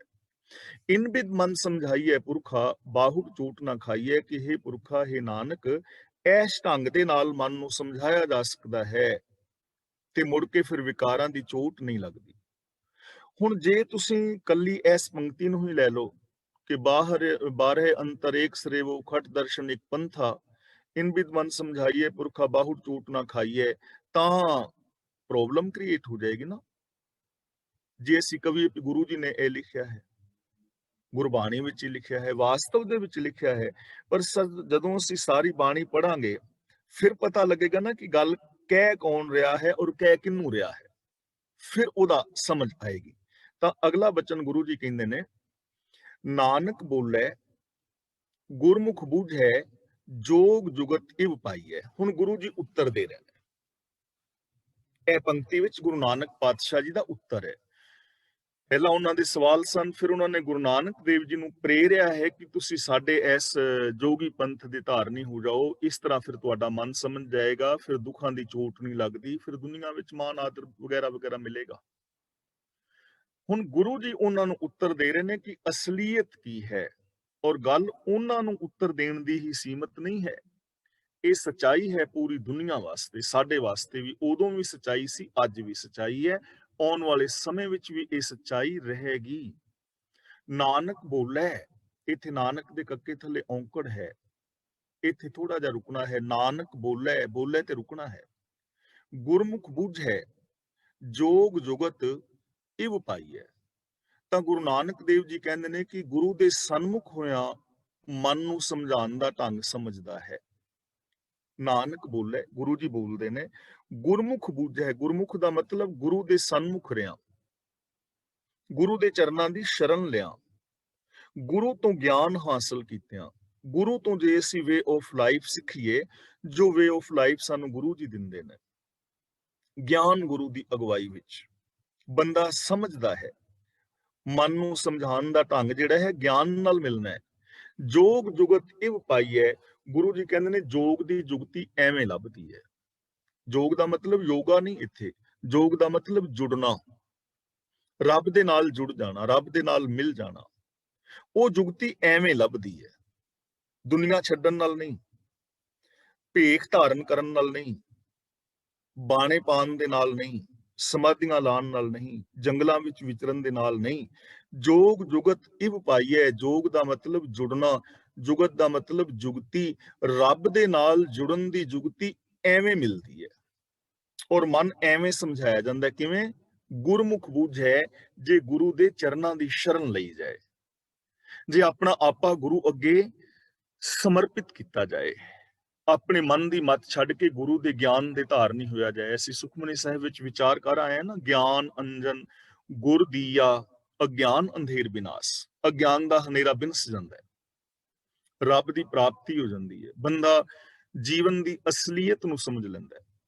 ਆਸਾ ਕੀ ਵਾਰ ਵਿੱਚ ਅਸੀਂ ਕਿੰਨੇ ਪਿਆਰ ਨਾਲ ਵਿਚਾਰ ਕੀਤੀ ਸੀ ਨਾ ਕਿ ਜਿਹੜਾ ਬੰਦਾ ਹੈ ਆਪ ਖੁਦਰਾ, ਉਹ ਕਦੇ ਸੱਚ ਦੇ ਰਾਹਾਂ ਤੇ ਤੁਰ ਨਹੀਂ ਪਾਉਂਦਾ। ਇਸ ਲਈ ਬਲਿਹਾਰੀ ਗੁਰ ਆਪਣੇ, ਦਿਹਾੜੀ ਸੱਤ ਵਾਰ, ਜਿਨ ਮਾਨਸ ਤੇ ਦੇਵਤੇ ਕੀਏ, ਕਰਤ ਨਾ ਲਾਗੀ ਵਾਰ। ਤੇ ਜਿਨ੍ਹਾਂ ਨੇ ਗੁਰੂ ਨੂੰ ਨਹੀਂ ਸਰੇਵਿਆ, ਨਾਨਕ ਗੁਰੂ ਨਾ ਚੇਤਨੀ, ਮਨ ਆਪਣੇ ਸੁਚੇਤ, ਛੁੱਟੇ ਤਿਲ ਬੁਆੜ ਜਿਉ, ਸੁਣੈ ਅੰਦਰ ਖੇਤ, ਖੇਤੈ ਅੰਦਰ ਛੁੱਟਿਆਂ, ਕਹੋ ਨਾਨਕ ਸੌ ਨਾ, ਫਲੀਆਂ ਫੁੱਲੀਆਂ ਵਪੁੜੇ, ਪੀ ਤਨ ਵਿੱਚ ਸਵਾ। ਉਹ ਫਲਦੇ ਵੀ ਨੇ, ਫੁੱਲਦੇ ਵੀ ਨੇ, ਲੇਕਿਨ ਅੰਦਰ ਉਹਨਾਂ ਦੇ ਰਾਖ ਰਹਿ ਜਾਂਦੀ ਹੈ, ਉਹਨਾਂ ਤਿਲਾਂ ਦੇ। ਇਸੇ ਤਰ੍ਹਾਂ ਜੋ ਗੁਰੂ ਗਿਆਨ ਮੁਤਾਬਕ ਜ਼ਿੰਦਗੀ ਬਤੀਤ ਨਹੀਂ ਕਰਦੇ, ਆਪ ਸਿਆਣੇ ਚਤੁਰ ਬਣੇ ਰਹਿੰਦੇ ਨੇ, ਚਲਾਕੀਆਂ ਕਰਦੇ ਨੇ, ਉਹ ਇਕੱਲੇ ਹੀ ਛੁੱਟ ਜਾਂਦੇ ਨੇ। ਉਹਨਾਂ ਦੀ ਜ਼ਿੰਦਗੀ ਅੰਦਰ ਦੁੱਖ ਤਕਲੀਫਾਂ ਰਹਿੰਦੀਆਂ ਨੇ, ਉਹ ਅਨੇਕਾਂ ਕਰਮ ਕਾਂਡ ਕਰਦੇ ਰਹਿੰਦੇ ਨੇ, ਪਰ ਪ੍ਰਾਪਤੀ ਉਹਨਾਂ ਨੂੰ ਕੁਝ ਵੀ ਨਹੀਂ ਹੁੰਦੀ ਹੈ। ਅਸੀਂ ਗੁਰੂ ਅਰਜਨ ਪਾਤਸ਼ਾਹ ਜੀ ਦਾ ਪਾਵਨ ਸ਼ਬਦ ਕਿੰਨੀ ਵਾਰ ਪੜ੍ਹਿਆ ਔਰ ਸੁਣਿਆ ਹੈ।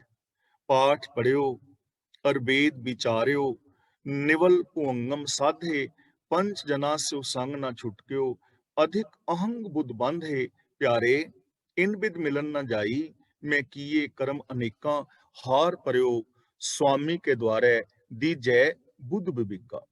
ਤਾਂ ਗੁਰੂ ਨਾਨਕ ਪਾਤਸ਼ਾਹ ਜੀ ਸਮਝਾ ਰਹੇ ਨੇ ਕਿ ਇਹ ਯੋਗੀ ਜਨੋ, ਜੋ ਸਮਝਣਾ ਚਾਹੁੰਦਾ ਹੈ ਪ੍ਰਭੂ ਨੂੰ, ਸੱਚ ਨੂੰ, ਜੀਵਨ ਦੀ ਅਸਲੀਅਤ ਨੂੰ, ਤਾਂ ਉਹਨੂੰ ਗੁਰੂ ਦੀ ਸ਼ਰਨ ਲੈਣੀ ਚਾਹੀਦੀ ਹੈ। ਜੋ ਗੁਰੂ ਦੇ ਦੱਸੇ ਰਾਹ ਤੇ ਤੁਰਦਾ ਹੈ, ਰੱਬੀ ਰਜ਼ਾ ਦੇ ਅੰਦਰ ਤੁਰਦਾ ਹੈ, ਉਹ ਇਸ ਅਸਲੀਅਤ ਨੂੰ ਸਮਝ ਲੈਂਦਾ ਹੈ ਤੇ ਇਹੀ ਜੋਗ ਦੀ ਜੁਗਤੀ ਹੈ, ਯਾਨੀ ਇਹੀ ਰੱਬ ਦੇ ਨਾਲ ਮਿਲਾਪ ਦਾ ਸਾਧਨ ਹੈ ਜੋ ਗੁਰੂ ਦੇ ਦੱਸੇ ਰਾਹਾਂ ਤੇ ਤੁਰਨਾ ਹੈ। ਤਾਂ ਅੱਜ ਦੀ ਵਿਚਾਰ ਆਪਾਂ ਇੱਥੇ ਸਮਾਪਤ ਕਰਦੇ ਹਾਂ।